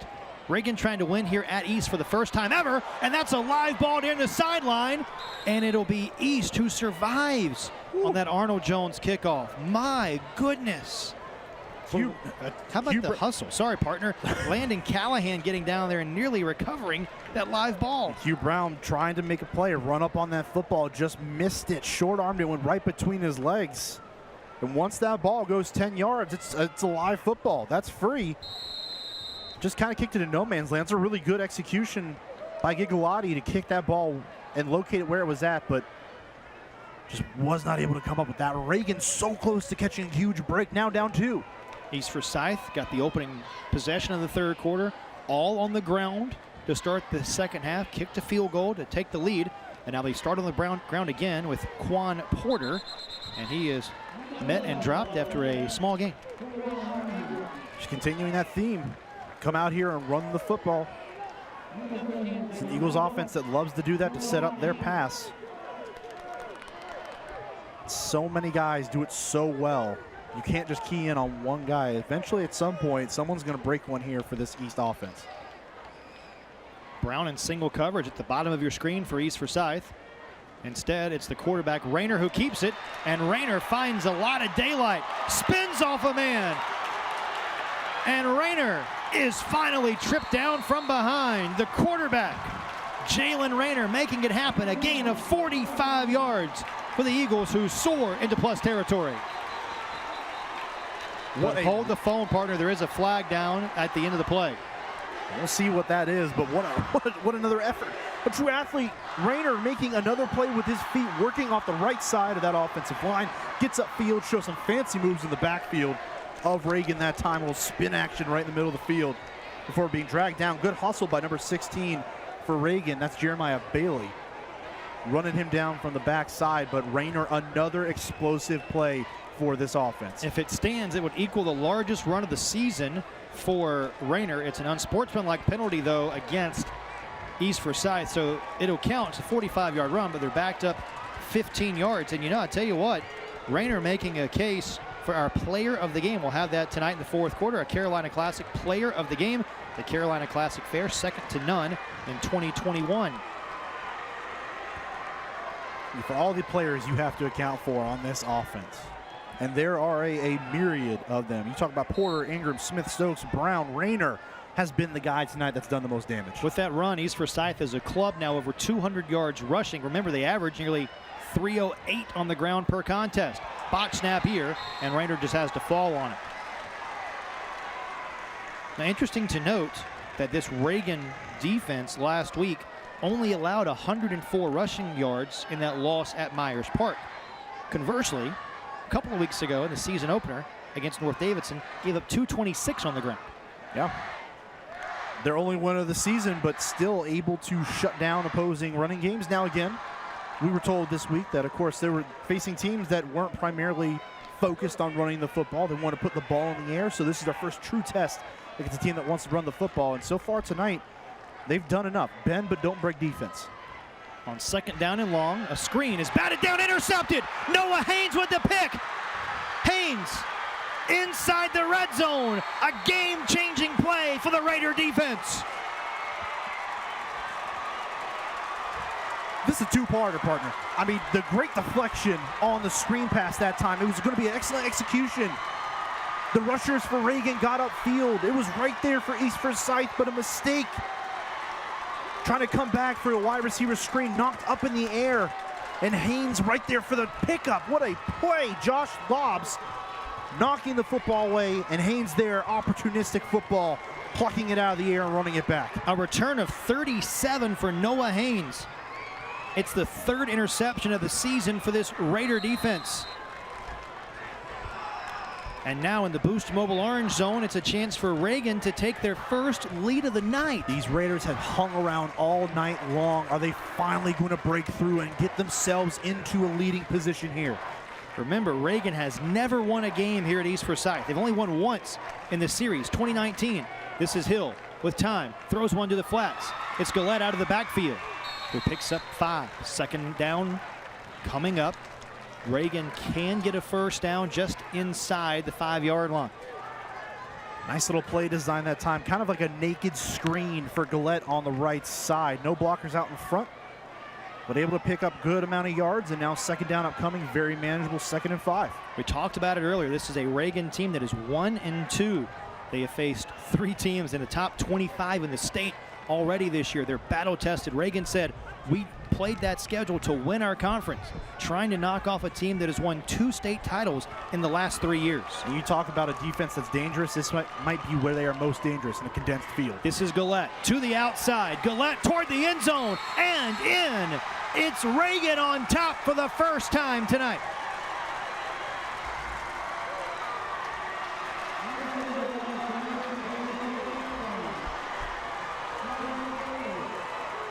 The 4th rushing score of the year for Gillette, a Sunbelt Reynolds touchdown, and the first points East has given up in the 3rd quarter of any game this year. And what a way to do it. They run the football, these Reagan Raiders do. And Gillette is the guy that is toting the rock more than anyone else in this offense. We've seen him find some daylight here in the second half, finally breaks through for a big touchdown here in the 3rd quarter. And now look at this. It looks like Reagan is going to keep their offense on the field. They're going to go for 2. This would make it a 6-point game if they're successful. Forces East Forsyth, if they're going to score, or if they do, they have to convert that extra point to take the lead back. How about Gillette? 107 total yards now. He's touched the football 24 times. He is the bell cow. This is the guy who makes this offense run. Inside of 10 now on the play clock. Hill calling for it. Rolling out, looking for Gillette. He's in no man's land. Shimmies from defenders. Looking for the edge. A jump pass. Incomplete. And might have been an illegal forward pass anyway. It remains just a 4-point lead, although now, with 1:59 to go in the 3rd quarter, East Forsyth needs a touchdown. Right. And something that they have not been able to do consistently tonight is continue to have great drives. They have one potentially going here, but again, just knocked away. Haynes playing opportunistic football and plucking that football out of the air sets up the first lead of the night for these Raiders of Reagan. You see Gillette here, just a big hole on the right side of that defense. What a way to finish that drive. You get the ball in such great field position. You can't just kick and get 3 points. You got to put that ball in the box, and that's exactly what Reagan does. Just storm back and now take the lead. What a statement this would be for Reagan to the rest of the conference. Reagan's only won 1 time in the series. We told you about that. That came back in 2019. They won at Reagan, 21-17 over in Pafftown. Again, have never won here at Lewis Stadium. East leads the series 12-1, but right now the 2-time defending state champion in the last 3 years, a little bit on the ropes in the 3rd quarter. Time for another Arnold Jones kickoff. Avoid costly breakdowns with energy-saving agreements from Arnold Jones Services Heating and Air. Another short kick, another live ball, this time played nicely by East Forsyth, who has 1 kickoff return for a touchdown tonight, but not much for Damon Stokes. He is brought down near the 35-yard line. And a team that has been through these wars time in and time out. A coach in Todd Willard who has been in these tight games. Let's see how East responds here.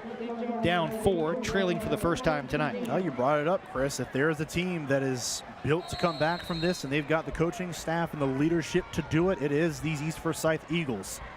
But they've got to put something together with a sustainable drive so they can put points on the board here and get back into this. Remember, Todd Willard told us this week his offense needs to be better at sustaining drives. They were 0 of 4 on 3rd downs last week. Costly turnover. See how they handle things offensively. They'll start on the ground with Rayner.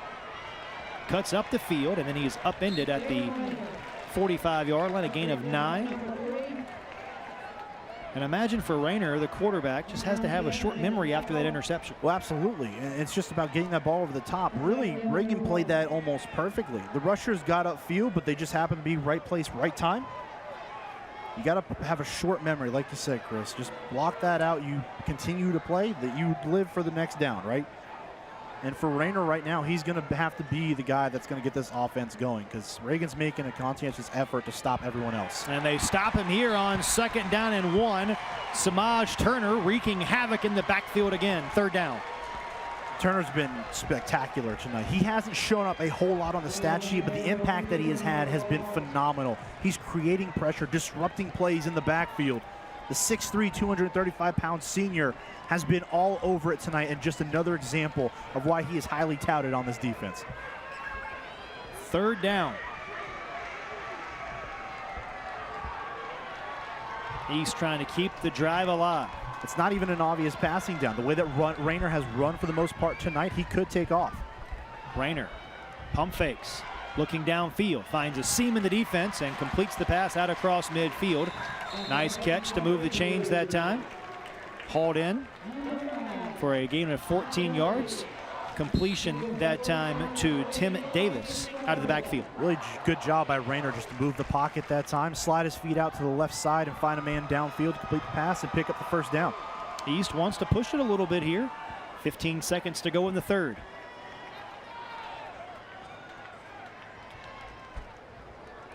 Back to the ground. This is Smith for virtually no gain. And that might take us to the end of the final couple seconds, the end of the period. The 3rd quarter evaporates. And how about this? Reagan on the road, battle tested. Their 2 losses by a combined 17 points.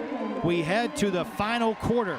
It's the defense of the Raiders who comes up big. The interception by Haynes leading to the big touchdown for John Gillette. And for the first time tonight, the Raiders have the lead. Come back with us. A big 4th quarter straight ahead as we open up league play on our Carolina Classic Fair Friday Night Rivals presented by Roan Law.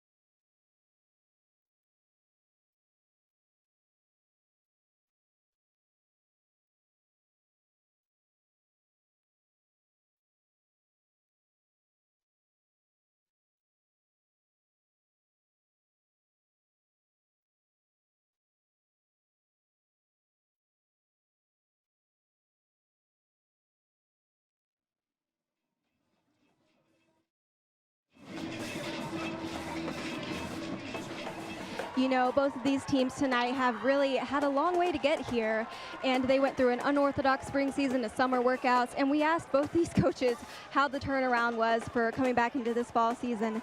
And East Forsyth, Todd Rillett, he said, you know, you have 3 options. You know, if you go to Cold Stone, you can get the like it size, the love it size, or the gotta have it size. And we have a bunch of guys that gotta have it. And when you have that quick transition, it's easy for players who really want to play to put their mind to it. And I certainly think that both these teams and East Forsyth are putting their minds to it to get the job done tonight. Yeah, Hannah, I think you're exactly right. Both these teams had rocky spring seasons. Neither one made the playoffs, and looking to rebound here, get back to a sense of normal football. Once again, it's Ian Hayes up to make a nice play defensively for this Reagan defense as East has it. 3rd down coming with Reagan leading by 4 as we start the final period. Putting the onus on the passing attack for this East Forsyth offense is this Reagan defense. They have shut down the run on this drive. What's interesting, Reagan has given up over 300 yards passing in each of the last 2 games. Less than 100 yards passing tonight for East Forsyth. I understand they want to throw the football, but tell you what, Josh McGee, the head coach of Reagan, said we got to be better in the secondary. A chance here on 3rd down. They go deep down the field and incomplete. That ball maybe a little underthrown. Nice coverage in the secondary that time by Reagan. It looked like it was Jeremiah Bailey, the outside linebacker, who dropped back that Just time. another example, though, for this Reagan defense. The secondary has played phenomenal. Outside of one deep pass tonight, they've been spectacular at covering these deep routes run by East Forsyth, step for step, stride for stride. This secondary has been up to snuff tonight and have really stepped up. Again, after the last 3 weeks, allowing over 300 yards, you had to think that this week in practice, that was going to be a point of emphasis for them. Second punt of the night coming for Andrew Conrad. VJ Wilkins is back deep to receive the punt. Some miscommunication here for East. And they got to hurry to get this one away. Conrad calling for the snap. Bobbles it. Has plenty of time, though. And a fortuitous home bounce will trickle out of bounds inside the 20-yard line. That's the 3rd punt inside the 20 this year for Andrew Conrad. A 33-yard boot, no return. And now the clock, the ally of the Reagan Raiders, trying to salt this one away, their opening drive of the final stanza. And really, them having the effectiveness that they've had on the ground here tonight, John Gillette here in the second half has been able to wake up a little bit, partially because his offensive line has done a great job, but his vision has helped as well. And that clock, like you said, Chris, is going to continue to tick down. We're going to see if they can get another drive going here that can go multiple plays. Pretty balanced attack for Reagan tonight. 140 on the ground, 162 through the air. No surprise, John Gillette gets the call on the ground and muscles his way for just a couple of yards. Todd Willert, the head coach of East Forsyth, telling us this week that his team has got to be better on defense about getting off the field. And you feel like this is an important drive with the opposition pinned back deep in the other end for Reagan to try to extend the drive for East Forsyth to find a way to get off the field and get the offense back out there. Yeah, especially when you think about how much they struggled so far in this game about sustaining drives. We've only seen maybe 1 or 2 drives that they've really been able to move the football down the field on a series of plays instead of one play and done. Reagan's been able to do that basically all night long. Again on the ground. Again, it's Gillette. And he gets out across the 20-yard line. Gets 4, needed 5. 3rd down coming up. Gillette's a powerful guy. For as small as he is, maybe that's just that center of gravity, but he's finishing runs. He's pushing, he's putting his head down and making sure he's falling forward, and he's the one initiating contact. He's not getting hit, he is hitting them. Reagan 6 out of 9 on 3rd downs tonight. Boy, this feels like, to this point in the game, maybe the biggest 3rd down opportunity for the Raiders. This might be the biggest down of football to this point. You got to know where that football's going. Number 2, Gillette. Stonewalled in the backfield, and it's going to depend on the spot. Will be awful close. And they will move the chains. It's another Crescent Ford 1st down. Crescent Ford of High Point, we keep you rolling. It's a good job by the defense, but the first 2 downs really put them in a tough spot. Only a yard to go. And the way that this offense has run tonight, and let alone the second half, they've been phenomenal of opening up holes for number 2 and White. Tell you what, both these teams running like one of those new F-150s for Crescent Ford tonight with the way that these 2 teams have been able to run the football. Just a well-oiled machine.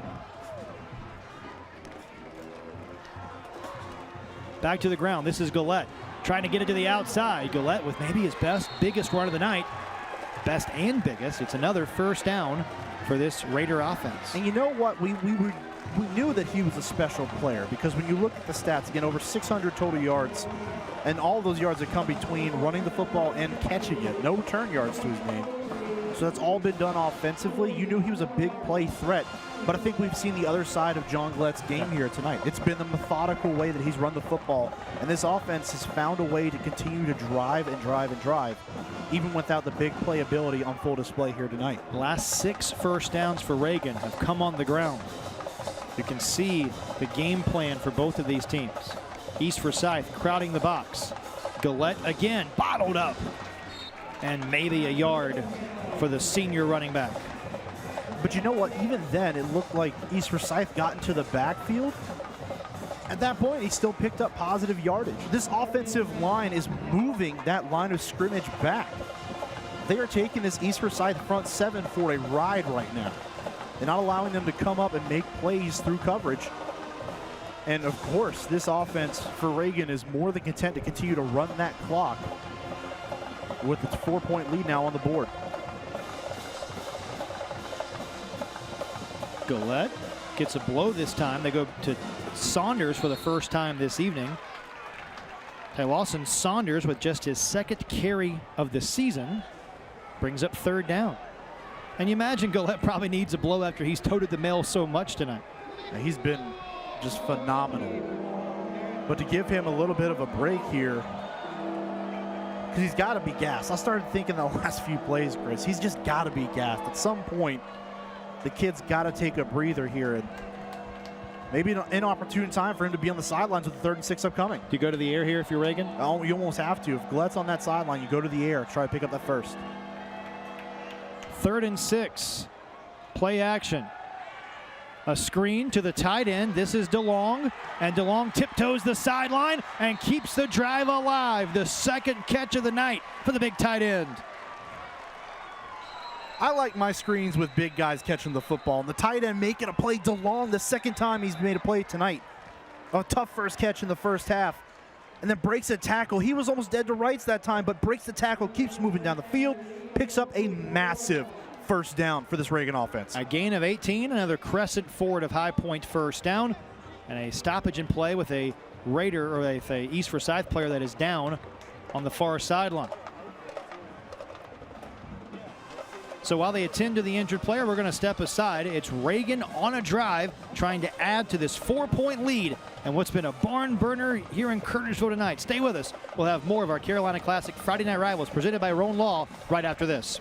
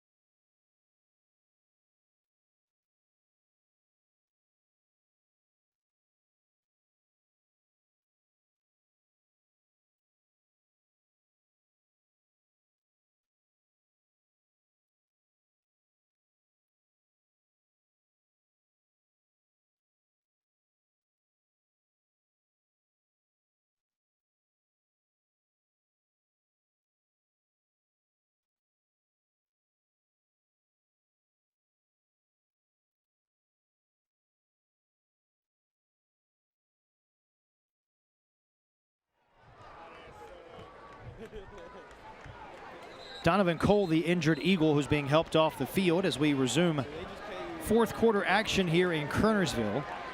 Reagan has come from behind to take the lead as the Raiders with the football, 1st and 10 now on the right side of the 50, trying to win their first ever game at Fred E. Lewis Stadium. An off week last week for Reagan, and boy, their game plan has really been terrific tonight. I've been impressed. The play calling has been mixed up well. This is a run-heavy offense. They've been able to do a really good job.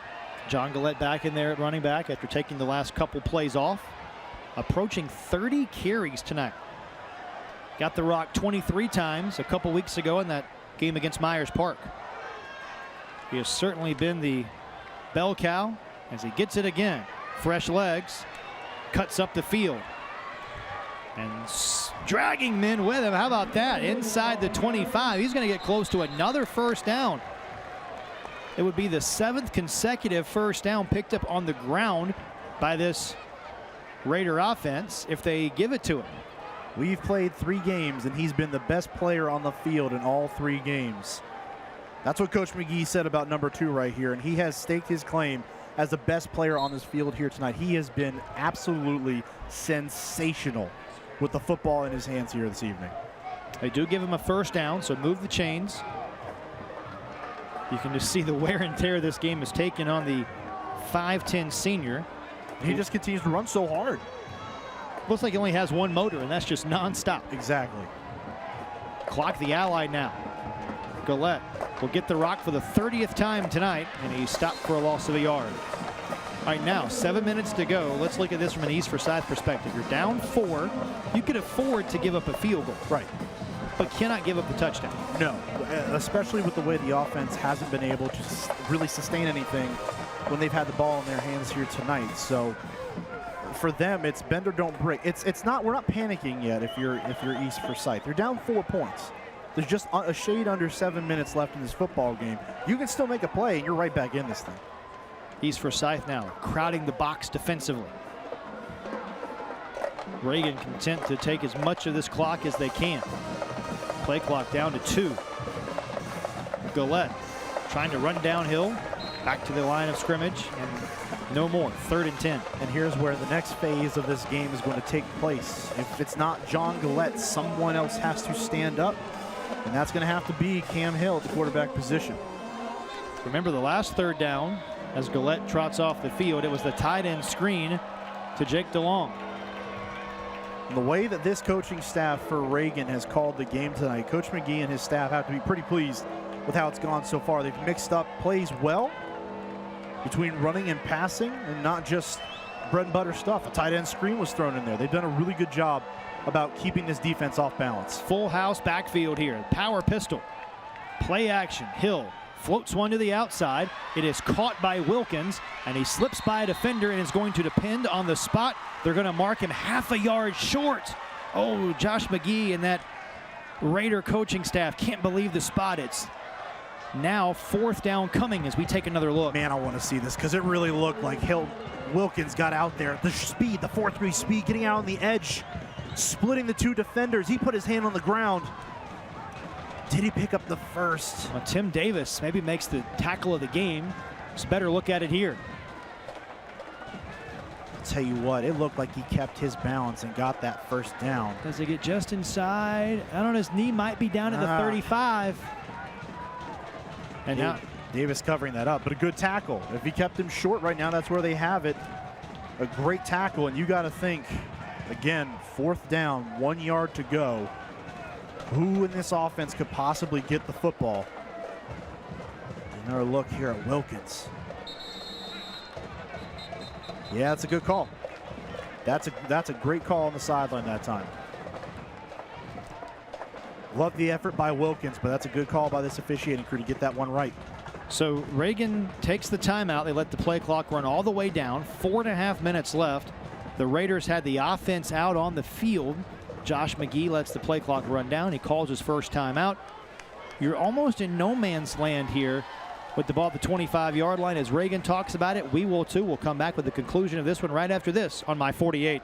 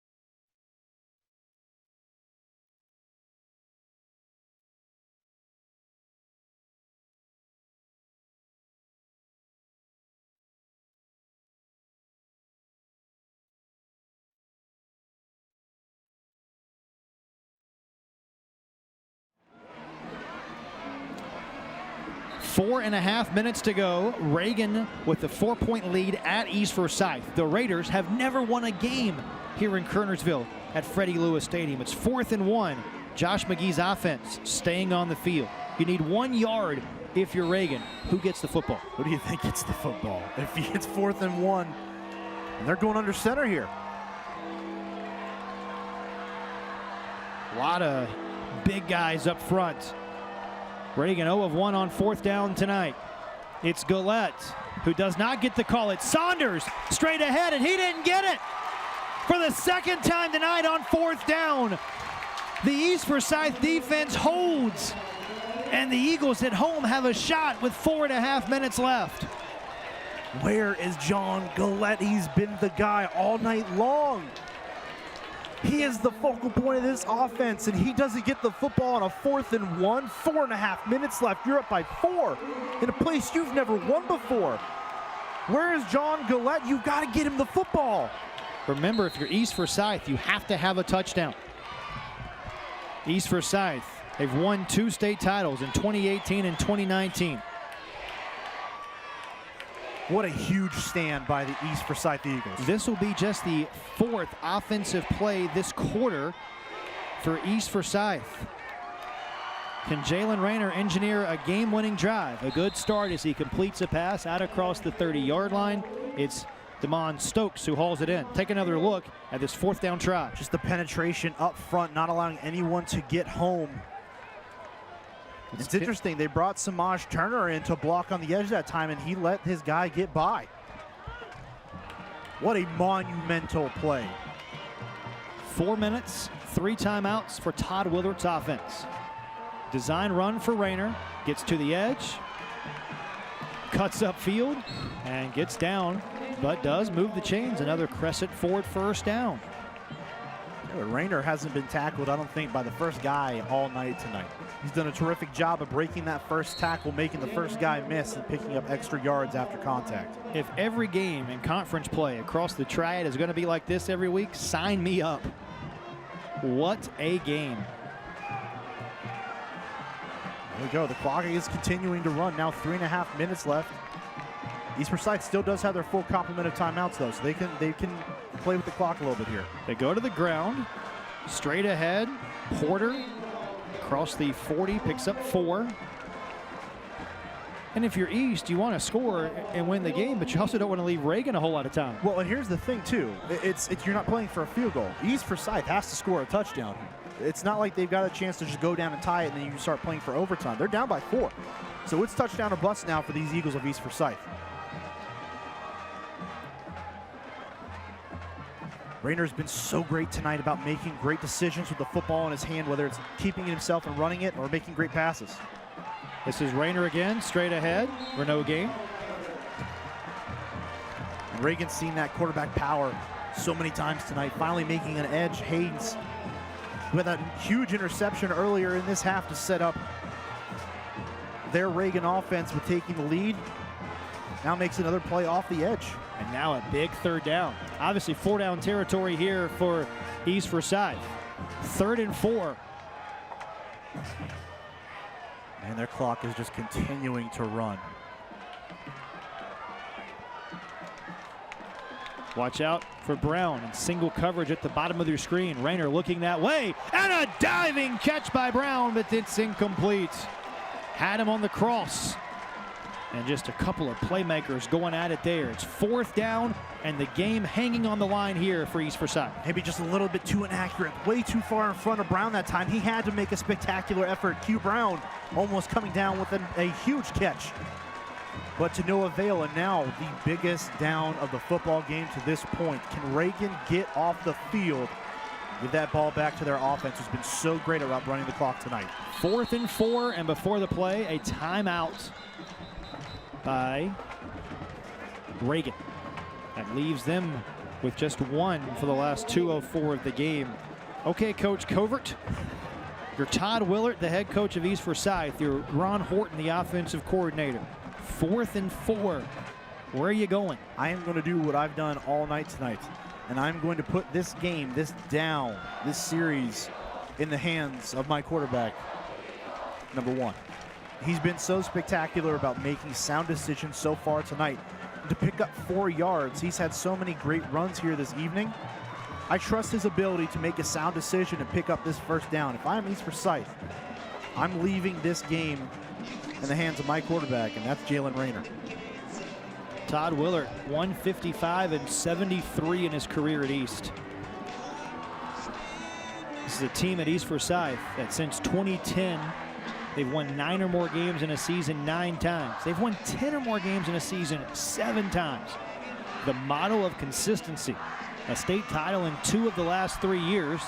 And they open up conference play tonight with a Reagan team that has been battle-tested. Reagan with their 2 losses by a combined 17 points.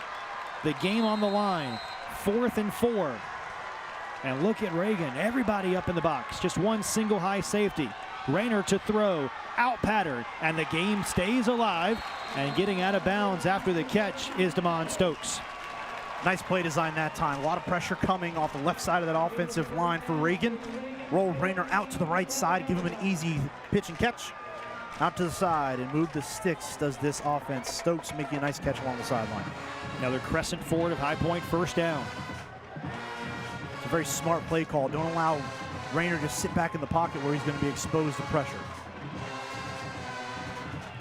Another read option. Again, it's Rayner. Rayner totes them out to the outside, and Rayner picks up another huge gain. Doing it with his arm and his legs now. Another crescent forward first down, as it's Reagan giving up a little bit of yards here now in the last couple plays. It's a nice read by Rayner. A little read option that time, getting upfield and then bouncing back outside. And maybe most importantly, stopping the clock by going out of bounds. Save your team a timeout here as you approach the 20-yard line.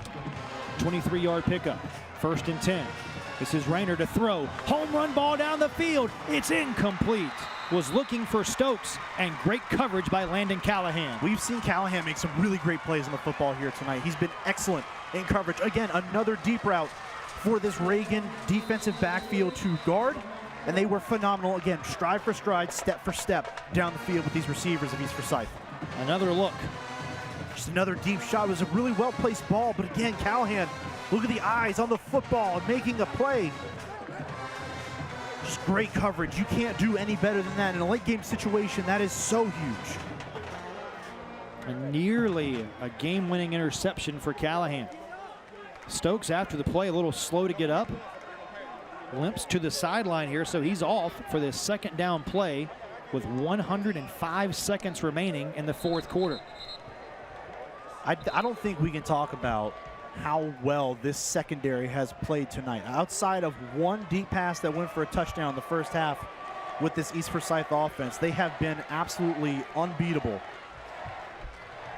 You've got to credit the coaching staff coming back and allowing them to play some football here in this game after so many passing yards in the first 3 games. Finally coming back and establishing a presence in your defensive backfield. East Forsyth needs a touchdown. Rayner, opening the second level. This is a catch for East Forsyth, and another pickup, close to another first down. It's Tim Davis who hauls it in, and another crescent forward first down as East Forsyth on the move now. Again, Reagan bringing that pressure straight up the middle. Good location on this ball. Rayner knows right where to go. Davis bobble, got to catch it the first time, but comes down with that catch huge. And moves those sticks, continues the drive, and keeps it alive. Stokes back into the game now, the wide receiver for this first down and 10 play. Rayner calls his own number, brought down in the backfield, and Todd Willard calling a timeout. Tell you what, Jeremiah Bailey made a great play on the edge that time. Ducked underneath of the block and able to make the play on Rayner before he get anything going. A phenomenal play on first down. A loss of 3 will bring up 2nd and 13, and now East Forsyth has to call the timeout. Again, a field goal doesn't help you. Again, another great defensive play here, as you mentioned, by this defense for Reagan. I mean, Bailey just works his way up the field and works right past. That was Quan Porter out on the edge, just went right past him and set himself up in the backfield. The way that this defensive backfield has attacked the line of scrimmage now, here in this back into the 3rd quarter and now in the 4th quarter, has been superb. If you're going to attack like that, you've got to make sure tackles in the backfield, and that's exactly what Reagan has done here in the second half. 2nd and 13. What are you doing here if you're East Forsyth? You have 2 timeouts left and 68 seconds to work with. We have to continue to put the football in the air. Put it in the hands of Jalen Rayner. Allow him to make plays, whether it's with his arm or with his legs. With that thought in mind, though, a little bit of a tighter space here, right? Doesn't it make it tougher to complete those passes against this defense? And I think it could. And that's the thing. Once the field starts condensing down, of course, there's less field for the defense that they need to cover. But that's where it comes into play with what Rayner has done with his legs here tonight. The defense has to account for that. And there's the potential if he rolls outside and gets outside the pocket, a defender follows him, moves out of place, and it opens up a passing lane down the field. It's Brown at the bottom of your screen in single coverage, has some room to operate. East can get a first down to the 10. This is Rayner to throw, looking the way of Brown. Pressure in his face, and he's going to go down. Another sack for the Raider defense. And East Forsyth calls their penultimate timeout. Again, it's that second level. It's Jackson Hambris who comes in to make the big stop. And that was a coverage sack that time, Chris. No one was available on the back end. That defensive backfield shining through yet again for these Reagan Raiders. And it was just a matter of time before this front four got pressure on Rayner and brought him down on that play. Great job by the DBs on that one of Reagan. And then the front four are able to finish that play off with a sack and burn another timeout for East Forsyth. Hambris, the senior. Boy, don't you know that for this senior class, it means something to come over here, your crosstown rival, try to win a game, something that your school has never done. To make a stamp like that, say we may be the only team that's ever beaten East Forsyth at their place. At East Forsyth. Of course, Reagan won a game in 2019. They've never won here at Lewis Stadium. It's 3rd down and 18. Think about it. They've lost 2 games in their first 3. This Reagan team is hungry. Can they seal the deal here? 4 down Lyman. Design rollout for Rayner. Dumps one down the field. And a catch made by Stokes. He'll be shy of the marker. It brings up 4th down. They need 5 to keep the game alive. Tell you what, that play's worked all night long, whether it's been rolling out to the left or the right. Just a quick out route by the wide receiver. This time, again, finding his man downfield, Stokes. A nice out route that time, and Rayner's able to find him for an easy connection. And now they're driving yet again. The 4th down. John Gillette in there in coverage now for Reagan. 4th and 5. 1 timeout left for East Forsyth. And it will be Reagan who calls the timeout here. So that leaves Reagan with 1 timeout. Each side now with 1 timeout left for the last 53 and a half ticks to this one. We talked about it earlier. Every down, every 3rd down, 4th down, building. And now this is the ball game with 53 seconds left. And I think that was a really good timeout that time by Coach McGee and his coaching staff over there on the Reagan sideline. Bring your guys together and say, hey, these are our assignments. We're not trying to play hero football here, right? You want to make sure you're handling your business, and we can come out of here with a potential W. They've done a really good job here in the last couple of plays of containing Rayner and keeping him inside the pocket. For East Forsyth, it's going to be tough to find someone downfield in a condensed space against a secondary that has been nothing short of spectacular here this evening. 4th and 5. East Forsyth needs the 10-yard line to keep the game alive. It's going to be a pass. Rayner and Porter are in the backfield. Question is, does number 1 in gray have one more in him?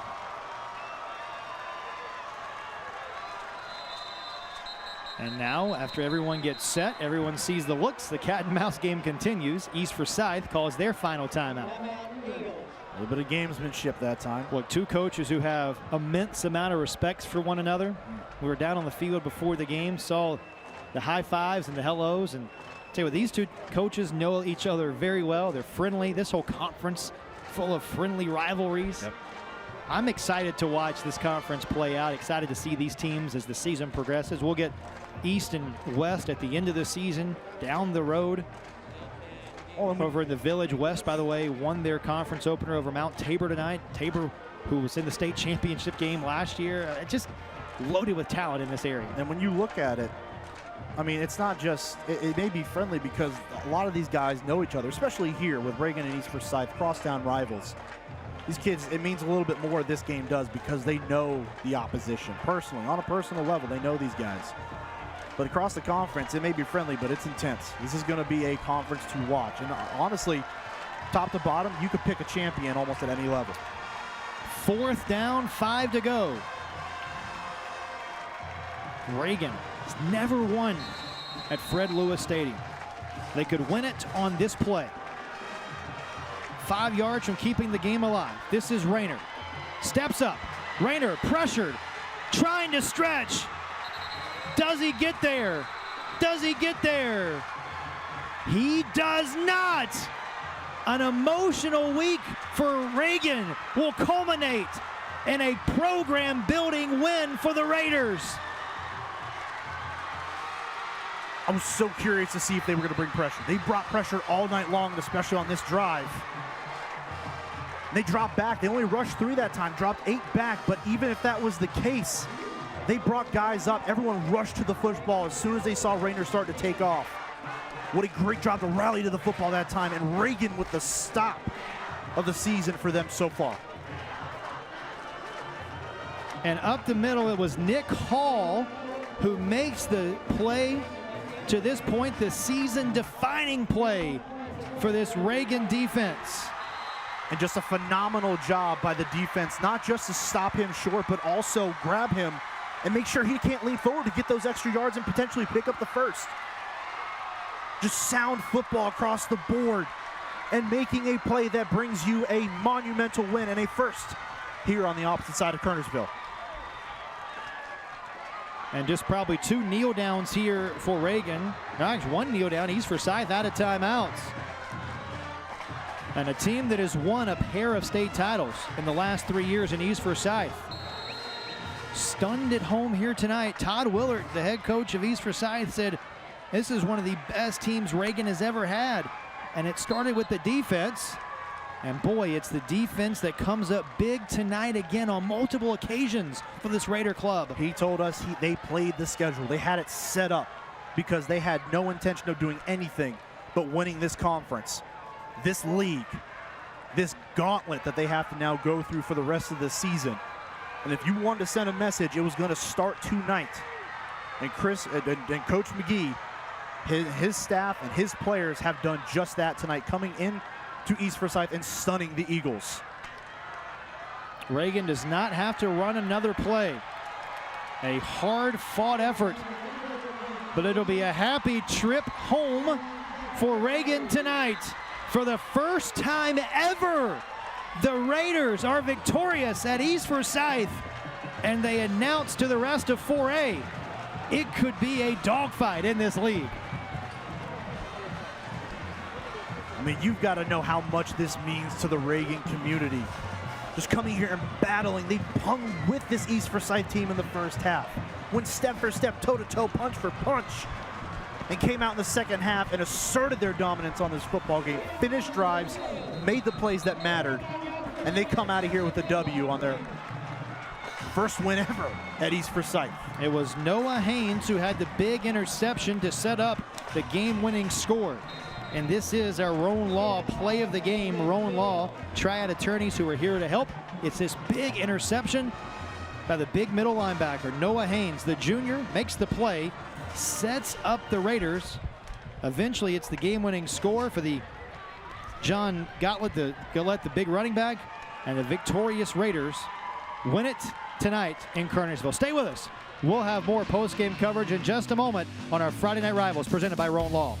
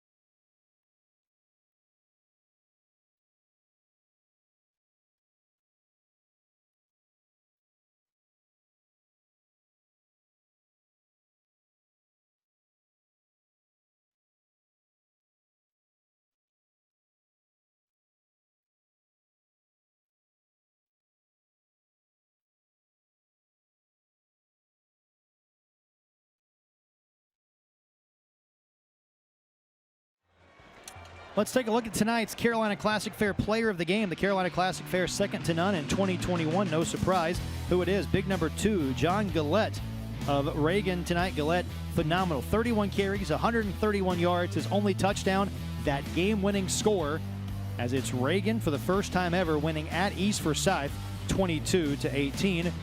And Hannah Brady down on the field is standing by with a happy bunch of Raiders as she hands out some hardware. Hannah, take it away.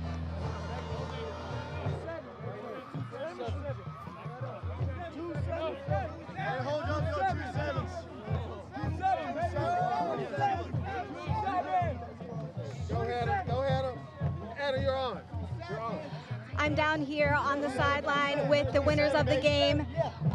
Josh McGee, congratulations on a 22-18 win. I know that this is the first time that you've won in Lewis Stadium. How does that feel tonight?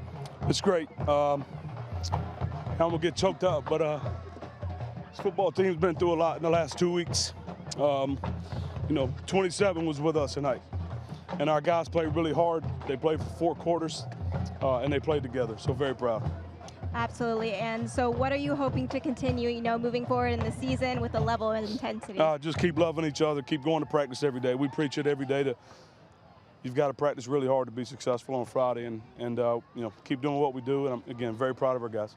Absolutely. Well, congratulations for being tonight's Friday Night Rivals winners. We're going to present you with this trophy tonight. And congratulations again. Enjoy your celebration. Chris and Mark, back to you. Coach McGee said it. The bye week came at a good time for this Reagan team. An emotional win tonight. A season-building win for this battle-tested bunch of Raiders who win for the first time ever at Freddie Lewis Stadium. And this is a Reagan club that is poised to host more hardware as the season goes along. We'll take a look now at tonight's West Rock scoring summary. West Rock, your local leader in paper, packaging, and displays. Come join our team at jobs.westrock.com. And it was Reagan using a big second half to come from behind to win it. Yeah, just the adversity that this group has gone through so far this season. And you got to think so battle-tested, so ready these kids are, and just playing for something bigger than themselves now at this point, and just a great win, an historical win for this Reagan program. We want to take a moment to thank everyone who made tonight's game possible. Thanks to Capitol Metals and High Point for providing the plaques and trophies seen in tonight's game, Cook's Rental for those high end-zone views, and to Mountain Fried Chicken for providing our crew meal. Join us next Friday, 7:30 p.m., September 24th, from Greensboro, as the Grimsley Whirlies take on the Vikings of Northwest Guilford right here on My 48 Sports. For my partner, Mark Covert, Hannah Brady on the sideline, our stat man, Carter Hicks, and our great team in the truck, led tonight by Russell Jones and Lori Bates. This is Chris Edwards saying good night from Kernersville, where Reagan comes on the road and wins for the first time ever at East Forsyth. So long, everybody.